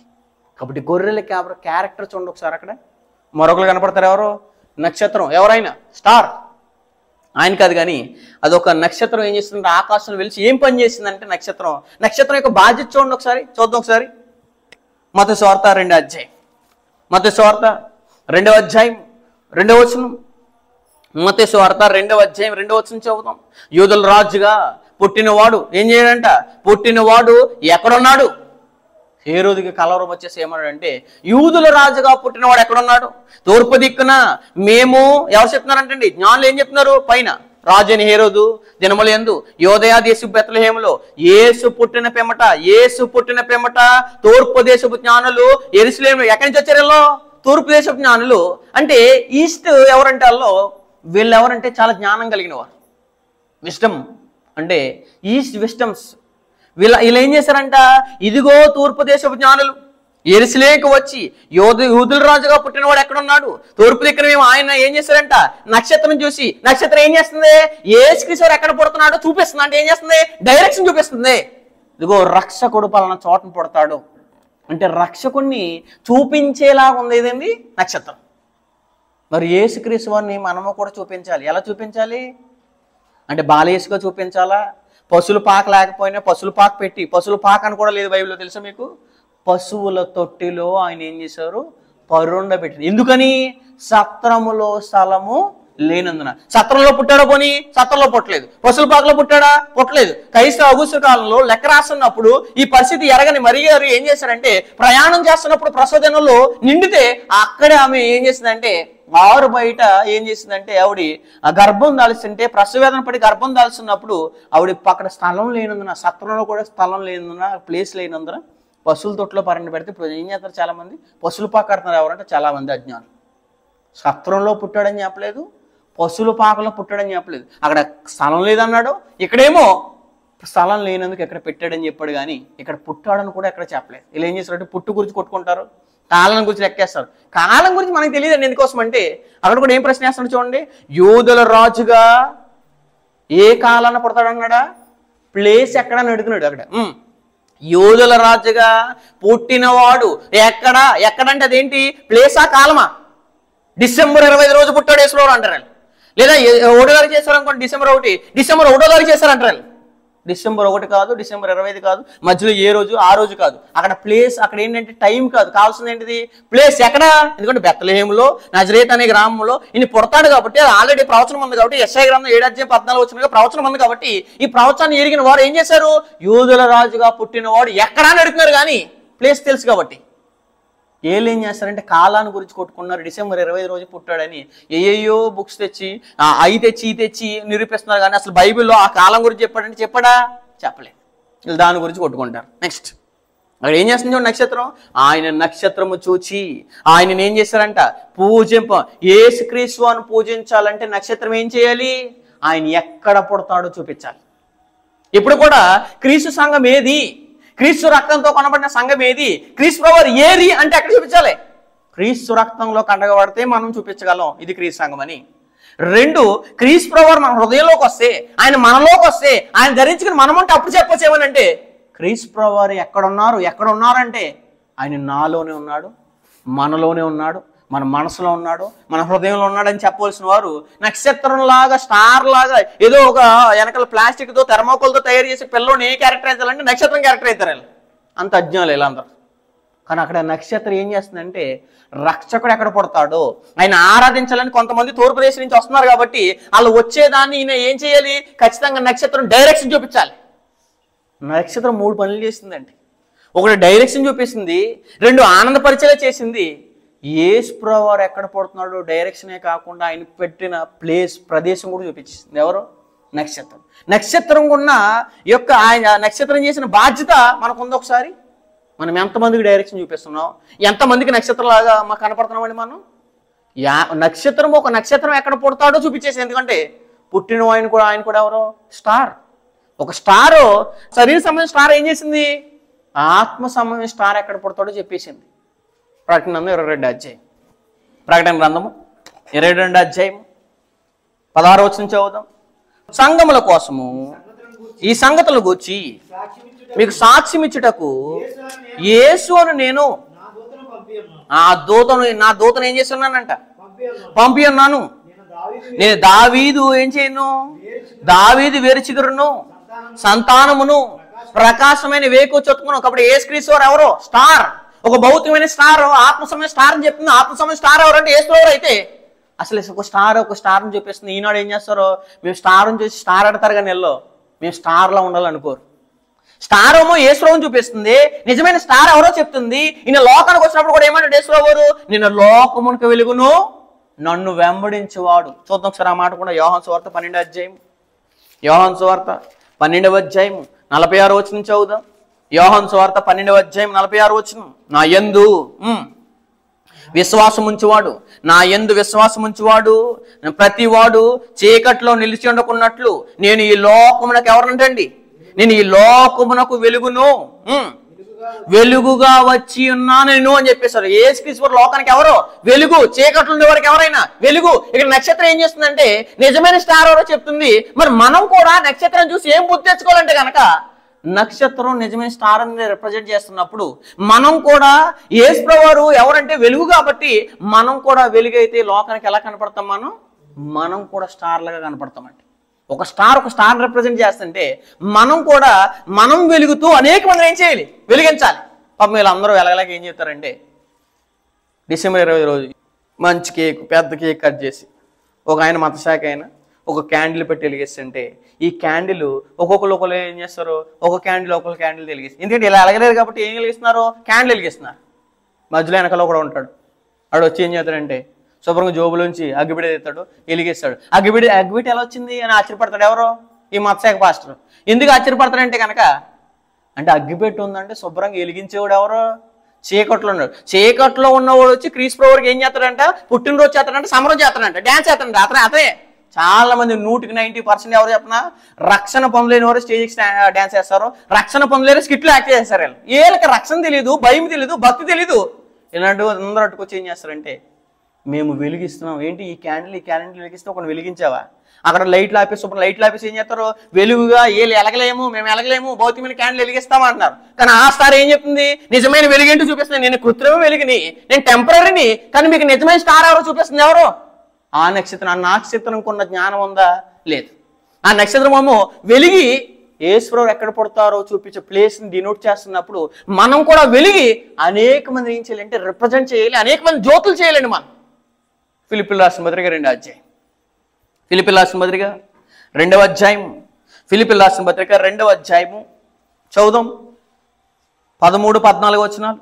ఫిలిప్పీయులకు రాసిన పత్రిక 2వ అధ్యాయము 13-14 వచనాలు చదువుదాం. ఎందుకనగా మీరు హెచ్చించుటకును కార్యసిద్ధి కలగజేసుకున్నటకును తన దయా సంకల్పం నెరవేర్చుటకై. ఏ సంకల్పం అంటే నక్షత్రం దేవుని సంకల్పం నెరవేరుస్తుంది. యేసుడు ఎక్కడ పడతారో చూపిస్తున్నప్పుడు మనం కూడా దేవుని సంకల్పం మెరిగితే కనుక, దేవుని సంకల్పం మెరిగిన మనం ఎలా ఉండాలంటే కనుక మీరు మూర్ఖమైన వక్రజనం మధ్య నిరపరాధులను అనిందులైన దేవుని కుమారులు అగినట్లు సనుగులను సంశయాలు మాని సమస్త కార్యాలు చేయడి అట్టి జనం మధ్య జీవాక్యములు చేత పట్టుకుని లోకమంది ఎలా ఉండాలి? జ్యోతులు వలె ఉండాలి, స్టార్స్ వలె ఉండాలంటే మేము వెలిగించలేం కాబట్టి క్యాండిల్ వెలిగిస్తాం, మేము వెలిగించలేం కాబట్టి ఇంటిపై స్టార్ పెడతాం, ఇంట్లో పైన స్టార్ కింద లోపల ఏంటంటే ఇష్టానుసరమే కుళ్ళుతో కుతంత్రంతో కూడుకున్న వాళ్ళు అందరూ లోపలుండి, చీకటి కలిగిన వాళ్ళు అందరూ లోపలుండి పైన స్టార్ పెడతారండి. లోపల అందరూ బారు పెట్టి పైన స్టార్ పెడతారండి. ఇలాంటి పరిస్థితులే చాలా మంది సమాజంలో నామకార్థ క్రైస్తవులు జరుగుతున్నాయండి. ఒక నక్షత్రం కొన్ని జ్ఞానం మనకుందా? నక్షత్రం డైరెక్షన్ చూపిస్తుంది, ప్రజలను ఆనందపరుస్తుంది. యేసుడు ఎక్కడ పుట్టాడో ప్లేస్ కూడా చూపిస్తున్నప్పుడు, తూర్పు దేశ జ్ఞానులకి డైరెక్షన్ త్రోవ చూపిస్తున్నప్పుడు మనం ఎంతమందికి త్రోవ చూపిస్తున్నాం? డైరెక్షన్ అనేది తెలియదు ఏంటి అర్థం? త్రోవ, మార్గం. నక్షత్రం మార్గం చూపిస్తుంటే మనం ఎంతమందికి మార్గం చూపిస్తున్నామండి? దానియేలు గ్రంథం 12వ అధ్యాయం, దానియేలు గ్రంథం 12వ అధ్యాయం 3వ వచనం నుంచి చదువుదాం. దానియేలు గ్రంథము 12వ అధ్యాయం 3వ వచనం నుంచి చదువుదాం. దానియేలు గ్రంథము 12వ అధ్యాయం 3వ వచనం. ఎంతమందికి డైరెక్షన్? యేసుప్రభువు ఎవరో, యేసుప్రభువు ఎక్కడ ఉంటారో, ఏ సంఘంలో కోసం మీరు యేసుప్రభువు ఎరుగుతారు, మీరు యేసును ఎలా ఎరగాలో ఆ నక్షత్రం కూడా డైరెక్షన్ చూపించినట్టు మనం ఎంతమందికి స్టార్లు చేయడానికి డైరెక్షన్ చూపిస్తున్నాం అంటే త్రోవ చూపిస్తున్నాం, మార్గం చూపిస్తున్నాం. అది చెప్పేశాడు. బుద్ధిమంతులైతే ఆకాశ మండలంలోని చెప్పేశాడు. అక్కడ ఎవరో బుద్ధిమంతులా బుద్ధిహీనులా? బుద్ధిహీనులు అయితే భౌతికమైన క్యాండిల్ వెలిగిస్తారు, భౌతికమైన స్టార్లు పెడతారు. అదే బుద్ధిమంతులు అయితే ఏం చేస్తారంట? బుద్ధిమంతులైతే ఆకాశ మండలంలోని జ్యోతులను పోలిన వారై ప్రకాశించెదరు. ఆకాశంలో జ్యోతులు ఏం చేస్తున్నాయి? వెలిగిస్తున్నాయి. చీకటి గల ప్రదేశాన్ని ఏం చేస్తున్నాయి? వెలిగిస్తున్నాయి. అలాగే సమాజంలో చీకటి గల బ్రతుకుతున్న వారిని మనం ఏం చేయాలి? ఆ నక్షత్రాన్ని చూసి బుద్ధి తెచ్చుకుని మనం కూడా అనేక మంది వెలిగించాలండి. అది భౌతికమైన వెలుగనిస్తుంది. మనం ఏం చేయట్లేదు, ఇతరులకి ఆత్మస్వామిని వెలుగు కూడా ఇవ్వలేకపోతున్నాం. అంటే కనుక వెలగలేని వందన ఏం చేస్తున్నాం? మనం ఇతరులను వెలిగించలేకపోతున్నాం. మీరు బుద్ధిమంతులైతే ఆకాశ మండలంలోని జ్యోతులను పోలిన వారే ఏం చేస్తారంట? ప్రకాశించెదరు.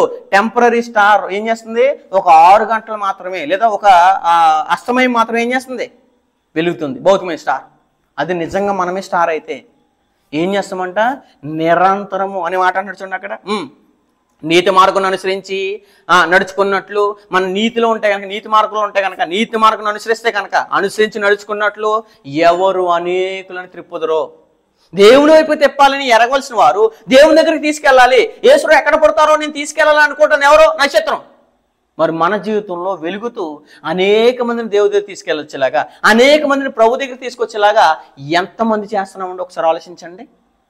నీతి మానకం అనుసరించి నడుచుకున్నట్లు ఎవరు అనేకులను త్రిప్పుదురో వారు నక్షత్రం వలె నిరంతరం ఏం చేస్తారంట? నిరంతరము అంటే టెంపరీయా? అంటే టెంపరీ కాదు, ఇదేంటంటే శాశ్వతము. నిరంతరం ఏమవుతారంట? ప్రకాశించదురు అని చెప్పేస్తుంది. అంటే నక్షత్రం కొన్న జ్ఞానం కూడా ఏం లేదు, మనకు లేదండి. నక్షత్రం మార్గం చూపిస్తే, త్రోవ చూపిస్తే, డైరెక్షన్ చూపిస్తే, ఈశ్వరుడు ఎక్కడ పడతాడో చూపిస్తుంటే, ఈశ్వరుడు ఎక్కడ ఉన్నాడంటే సమాజం తెలియదు. ఎక్కడున్నారని వెతుకుతారు, పశువుల పాకలను వెతుకుతున్నారు. ఈశ్వరుడు ఎక్కడ ఉన్నాడంటే క్రిస్మస్లో వెతుకుతున్నారు చాలా మంది. ఈశ్వరుడు ఎక్కడ ఉన్నాడంటే, ఈశ్వరుడు నాలో ఉన్నాడు, నీ హృదయంలో ఉన్నాడు, నీ మనసు మారితే నీలోకి వస్తాడు. ఎవరైతే చీకటిని వదిలారా వెలుగులోకి వద్దాం అనుకున్నారా నీలోకి వస్తాడని సమాజానికి చెప్పలేకపోతున్నారని చాలా మంది. అర్థం కావట్లేదండి. ఎందుకంటే అసలు ఒక నక్షత్రం ఏం చెప్తుంది, నక్షత్రం ఎక్కడ ఉదయిస్తుందంట? సంఖ్యాకాండం 24వ అధ్యాయం, సంఖ్యాకాండము 24వ అధ్యాయం 17వ వచనం నుంచి చదువుదాం. సంఖ్యాకాండము 24వ అధ్యాయము 17వ వచనం నుంచి చదువుదాం. ఆయనను చూచున్నాను కానీ ప్రస్తుతం ఉన్నట్టు కాదు. నెక్స్ట్ ఏం చెప్పేశాడు?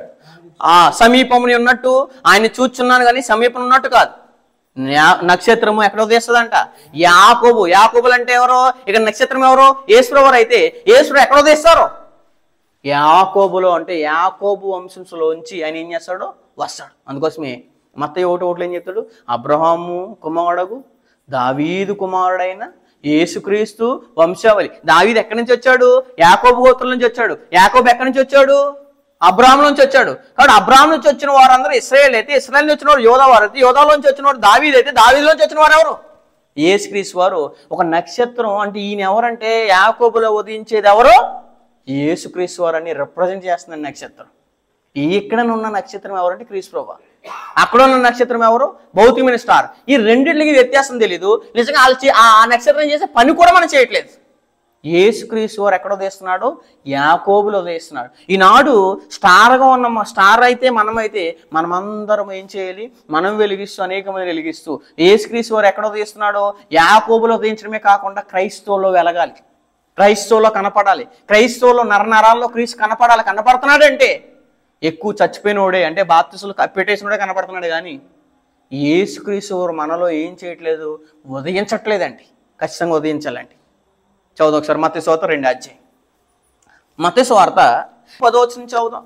నక్షత్రం మరొక పని ఏం చేస్తుంది చూడండి, అనేక మందిని ఆనందపరుస్తుందండి.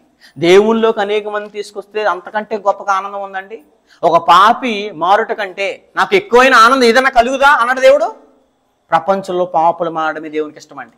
ఇక్కడ నక్షత్రం అనేక మంది ఆనందపరిచేలా చేస్తుంది, ఎందుకంటే ప్రభు వారు చూపించింది. అలాగే మనం కూడా ప్రభు అంటే ఎరగని వారు, దేవుడు అంటే ఎరగని వారు చాలా మంది ఉంటే కనుక సువార్త ద్వారా దేవుణ్ణి, ప్రభునేశ్వరాన్ని సమాజానికి పరిచయం చేసి అనేక మందిని ఏం చేయాలంటే నిజమైన ఆనందంలోకి తీసుకురావాలంటే అదే చేస్తుంది చూడండి నక్షత్రం కూడా.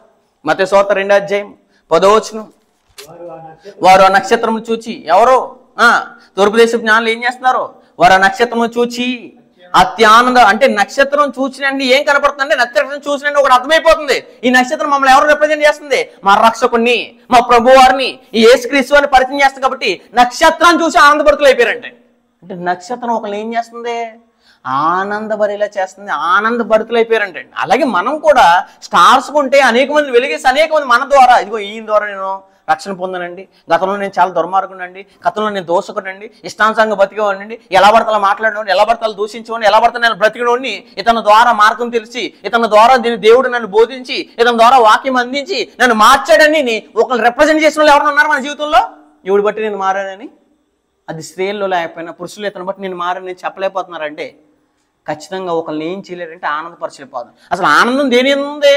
ప్రభు నందు ఉంది, క్రీస్తు నందు ఉంది కాబట్టి, క్రీస్తు సంఘంలో ఉంది కాబట్టి ప్రభు నందు దగ్గర అయితే నక్షత్రం ఇతరులను భౌతికమైన స్టార్ ఇతరులను ఆనందపరుస్తున్నప్పుడు ఆత్మ సంబంధ స్టార్లుగా ఉన్న మనము ఇతరులను ఆనందపరచాలంటే అనేక మందిని ప్రభులోకి తీసుకురావాలంటే. అందుకోసం అప్పుడు అనాలి ఏమని? ప్రభులోకి తీసుకొచ్చి అప్పుడు ప్రభు నందు ఏం చేయాలి? ఆనందించాలి. మన ఆనందం అంటే ఏంటి తెలుసు? చాలా మంది ఆనందాలన్నీ డ్యాన్స్లో రికార్డింగ్ డ్యాన్సుల టైపు షిట్లు టైప్ వేస్తున్నారు. కానీ ఆనందం అంటే ఏంటి చూపిస్తాను చూడండి. యోధా రాసిన పత్రిక 1వ అధ్యాయం 24వ వచనం. యోధా రాసిన పత్రిక 1వ అధ్యాయం 24వ వచనం నుంచి చదువుదాం. యేసుక్రీస్తుని పూజించాలంటే నక్షత్రం డైరెక్షన్ చూపించాలి, ఆనందపరచాలి. యోధా రాసిన పత్రిక 1వ అధ్యాయం 24వ వచనం. మరి మనకు ఆనందం ఏంటంటే కనుక మనము నక్షత్రం ఆనందపరిచి మనమే ఆనందం ఏంటో చెప్పేసారు. అక్కడ తొట్టెళ్ళకుండా మిమ్మల్ని కాపాడుటకును, యోధ రాసిన పత్రిక 1:24 ఒక అధ్యాయం ఉంటుంది. తొట్టిల్లకుండా మిమ్మల్ని కాపాడుటకును తన మహిమ ఎదుట ఆనందంతో కూడిన మిమ్మును నిర్దోషులుగా నిలవబెట్టుటకు శక్తిగా ఎలా అంటండి, ఆనందముతో మిమ్మల్ని ఎలా నిలబెట్టాలంటే దేవుడు నన్ను నిర్దోషిగా నిలబెట్టాలి. నేను తొట్టిల్లకుండా పడిపోవడమే నాకేంటిది ఆనందం. అంటే నేను ఆత్మీయ జీవితంలోకి వచ్చిన తర్వాత నేను పడిపోకపోవడం ఆనందము. నేను పడిపోకుండా అనేక మందిని పడిపోకుండా నేను చెయ్యడమే నాకేంటిది ఆనందం అని అనుకునే వాళ్ళు, అలా బ్రతికే వాళ్ళు ఎంతమంది ఉన్నారండి? నక్షత్రం డైరెక్షన్ చూపిస్తుంది, మార్గం చూపిస్తుంది. యేసుక్రీస్తు ఎక్కడ పుట్టాడో చూపిస్తుంది. మన యేసుక్రీస్తు ఎక్కడ ఉన్నాడో చెప్పట్లేదు, ఒకరికి త్రోవ చూపించట్లేదు, మనం వెలగట్లేదు, అనేక మంది ఏం చేయట్లేదు, వెలిగించట్లేదు. అంటే ఎంత భయంకరమైన పరిస్థితి ఒకసారి ఆలోచించండి. నక్షత్రం చూసి నాటికేయాలని చెప్పారే కానీ నక్షత్రం చేసే పని కూడా మనం చేయలేకపోతున్నాం. నక్షత్రం చేసే వెలుగు కూడా, నక్షత్రం ఇచ్చే వెలుగు కూడా మనం ఇవ్వలేకపోతున్నామని బాధపడే వాళ్ళు ఎంతమంది ఉన్నారండి? డైరెక్షన్, సూచన కూడా చూపిస్తుంది. సూచన అంటే ఏంటి? ఒక సిగ్నల్ చూపిస్తుంది. ఎవరో చూడండి ఒకసారి ఆ మాట కూడా చూద్దాం. లోకస్వార్తకు వచ్చేద్దాం. 2వ అధ్యాయము మొదటి నుంచి చదివేద్దాం. లోకస్వార్త 2వ అధ్యాయం మొదటి వచనం. ఆ దినములలో సర్వలోకమునకు ప్రజా సంఖ్య వ్రాయవలని కైసరు అగుస్తు వలన ఆజ్ఞ ఇయ్యెను. ఇది కురిని సిరే దేశంలో అధిపతి ఉన్నప్పుడు జరిగిన మొదటి ప్రజా సంఖ్య. అందరిలో ఆ సంఖ్యలో రాయబడి తమతో పట్టణంకు వెళ్ళారు. యేసేపు దావీదు వంశంలోను గోత్రంలో పుట్టినవాడు కనుక తన భార్య ప్రదానం చేయబడిన గర్భవతి నుండిన మరియుతో ఆ సంఖ్యలో ఉండుటకు గలీలులోని నజరేతులోని యోదాలోని బెత్లెహేము దావీదికి ఊరికి వెళ్ళారు. వారు అక్కడ ఉన్నప్పుడు ఆమె ప్రసిద్ధిని లేండి కనుక తన తొలిచూలు కుమారుని కని పొత్తిగొడ్డలతో చుట్టి సత్రములో వారికి స్థలం లేనందున ఆయనను పశువుల తొట్టులో పొరండి పెట్టిన. ఆ దేశంలో కొందరు గొర్రెల కాపురు పొలంలో ఉండి రాత్రి వేళ తమ మందను ఏం చేస్తానంట అంటే పని ఉంది, వీళ్ళకి గొర్రెల గారు పని ఉంది, మందను కాచుకొని చుండగా ఆల్రెడీ పనిలోనే ఉండగా ప్రభుదూత వారి ఎదుకు నిలిచినేమో ప్రభు మహిమ వారి చుట్టూ ప్రకాశించిన వారు మిక్కిలి భయపడు. అయితే దూత భయపడకుడి, ఇదిగో ప్రజలందరికీ కలగబో మహా సంతోషకరమైన సువర్తమానము నీకు ఏం చేస్తుంది. సువర్తమానం అంటే ఏంటిది? భవిష్యత్తులో జరగబోయే కార్యక్రమాన్ని, భవిష్యత్తులో జరగబోయే నక్షత్రం ఏం చేస్తుంది? సూచనగా చూపిస్తుంది. ఇదిగో ప్రజలందరికీ కలగబోవు మహా సంతోషకరమైన సువర్తమానము నేను ఏం చేస్తుంది అంటే భవిష్యత్తులో ఏం సూచన జరుగుతుందో, ఏ కార్యక్రమం జరుగుతుందో ఎవరు చెప్తారు? నక్షత్రము దూత తెలియజేస్తున్నారంటే. అంటే ఇక్కడున్న నక్షత్రంకు ఉన్న బాధ్యత ఈనాడు వరకు ఉందంటే ఖచ్చితంగా లేదు. డైరెక్షన్ లేదు, మార్గం చూపించట్లేదు, వీళ్ళు వెలగట్లేదు, ఇతరులను వెలిగించట్లేదు. వెలుగు కూడా అనేక మందికి ఏం చేయలేకపోతున్నారో, ఇవ్వలేకపోతున్నారో. యేసుక్రీస్తు వారు ఎక్కడ పుట్టాడో కూడా చూపిస్తుంది. కాబట్టి నక్షత్రాన్ని చూసి మనం నేర్చుకోవాల్సిన కార్యక్రమాలు. అందుకోసం యేసువారు పుట్టినప్పుడు ఆయన ఎలా ఉంటాడంటే సూచనగా ఉంటాడని కూడా చెప్పేసింది. చూడండి, చదువుదాం ఒకసారి. లోకస్వార్త 11:30 యేసుప్రభువు వారే ఎలా ఉన్నారంట ప్రపంచానికి సూచనగా ఉన్నారంటే. లోకస్వార్త 11:30 యోనా నినేవే పట్టణస్థులకు ఎలాగో సూచనగా ఉండునో అలాగే మనుషు కుమారుడు ఈ తరం వారికి ఎలా ఉంటాడో సూచన. అంటే యేసుప్రభువు వారు ప్రపంచానికి సూచనగా ఉంటారని ముందే దూత ద్వారా హెచ్చరించబడితే ఆ దూత డైరెక్షన్ చెప్పింది, మార్గం చూపించింది, వెలిగింది. అనేక మంది వెలిగించేలాగా వెలిగేవాడు ఎక్కడ పడుతున్నాడో కూడా ఏం చేసింది? చూపించేసింది. కాబట్టి నక్షత్రం చూసి ఎంత బుద్ధి తెచ్చుకోవాలండి. మనం చాలా తక్కువ క్యారెక్టర్ల గురించి ఆలోచిస్తాం. క్యారెక్టర్లు పాత్రలు వేయాలనుకుంటారు కానీ వీళ్ళు ఎక్కడున్న భక్తి పరులో ఉన్న భక్తి మనలో కనబడుతుందా? యేసుక్రీస్తు వారి పుట్టుకలో కనపడిన భక్తి పరుల్లో ఉన్నంత భక్తి క్రొత్త నిబంధనలో భక్తి పరులు అయినా మనకు ఆ భక్తి ఉందా అంటే ఆ భక్తిని చూసి మనం ఏం బుద్ధి తెచ్చుకున్నాం అనేది ఖచ్చితంగా మనం అందరం ఏం చేసుకోవాలి? పరిశీలించుకోవాలండి. ఎవరెవరి గురించి చూస్తాం? మరి గారు చూస్తాం. మరి గారు ఏం చేశారు? చాలా అవమానం భరించి, నిందలు భరించి ఏ దేవుని సంకల్పాన్ని నెరవేర్చాడు? 2 యేసేపు గారు అవమానంగా ఆమెని విడనాడదామని ఉద్దేశించిన దూత చేత హెచ్చరింపబడి నీతిమంతుడిగా ఉండి దేవుని సంకల్పాన్ని తన వంతు ఏం చేశాడు? నెరవేర్చి శిశువుని ఏం చేశాడు? కాపాడాడు. 3వది ఎవరు? గొర్రెల కాపర్లు ఏం చేశారు? యేసుని పూజిద్దామని వచ్చారు. పూజిద్దామని ఏం చేశారు? తమ పనులన్నీ పక్కన పెట్టుకొని మందను కాచుండగా పనులన్నీ పక్కన పెట్టుకుని వచ్చి ఏం చేస్తారంటే గొర్రెల కాపర్లు యేసుప్రభువు వారు ఎక్కడ పుడతాడో ఆసక్తితో త్వరగా వెళ్ళొచ్చారు. ఎవరంటే గొర్రెల కాపర్లు. నెక్స్ట్ ఎవరు? నక్షత్రం మార్గం చూపిస్తుంది, యేసుప్రభువు ఎక్కడ పుడతాడో చూపిస్తుంది, సూచన చూపిస్తుంది. ఈ నక్షత్రం వెలుగు ఎలాగ ఇవ్వాలో చూపిస్తుంది, వెలిగించిన వాడు ఎక్కడ పుడతాడో కూడా చూపించేస్తుంది. నక్షత్రంగా ఉన్న జ్ఞానం మనకు లేదు, గొర్రెలు కాపరకున్న జ్ఞానం మనకు లేదు. మరీ గారిలాగా అవమానం ఎలా భరించాలో ఆ క్యారెక్టర్ మనలో లేదు. ఏసేపు గారిలా నీతిమంతుడు ఎలా ఉండాలో, దేవుని సంకల్పం ఎలా నెరవేర్చాలో లేకుండా క్యారెక్టర్లో నాటికి లేచి సమాజాన్ని మోసపరుస్తుంది అపవాది ఎలా అయితే ఉందో, ఆ మోసం అనే ఉచ్చులో చాలామంది నాడు క్రైస్తవులు అనబడేవారు ఉన్నారు. ఇప్పుడు వెళ్ళిన తర్వాత ఏం జరుగుతుందంటే అక్కడ అదే జరుగుతుంది. కారణం ఏంటి? వీళ్ళందరూ నాటికలు ఏంటంటే నాటకాలు వేసుకుని రంగు పూసుకుని ఎవరు లోకంలో ఉంటారు, చాలా వాళ్ళకి డబ్బులు వస్తాయి. పాపం వీళ్ళకి ఏమి వస్తాయి? విజిల్స్ వస్తాయి, వీళ్ళకి కూడా డబ్బులు వస్తాయి. ఫినిష్లు కూర్చి ఏం చేస్తారంటే డబ్బులు ఇస్తారు. వీళ్ళందరూ ఒక రోజు గోతులోకి వెళ్ళిపోతారు. కాబట్టి ఇంత భయంకరమైన పరిస్థితుల్లో ఉన్నారని బాధపడవలసిన వాళ్ళు మానేసి మేము కూడా అక్కడికి వెళ్ళలేదని బాధపడే వాళ్ళు కూడా చాలామంది ఉంటారు. ఇప్పుడు చాలా క్యారెక్టర్లు ఉన్నాయండి. ఇంకెవరు ఉంటారు? సుమియన్ గారు ఉంటారు, నెక్స్ట్ ఎవరు ఎలిజబెత్ గారు ఉంటారు, నెక్స్ట్ ఎవరు అన్నా గారు ఉంటారు, నెక్స్ట్ ఎవరు అని అంటే దోత ఉంది. ఇలాంటి వారందరూ ఏమి నేర్పుతున్నారు మన పాఠాన్ని? ఈ వాళ్ళ నుంచి పాఠాన్ని నేర్చుకోలే కానీ నాటికలేని నేర్చుకోకూడదండి. చాలా తప్పు అండి.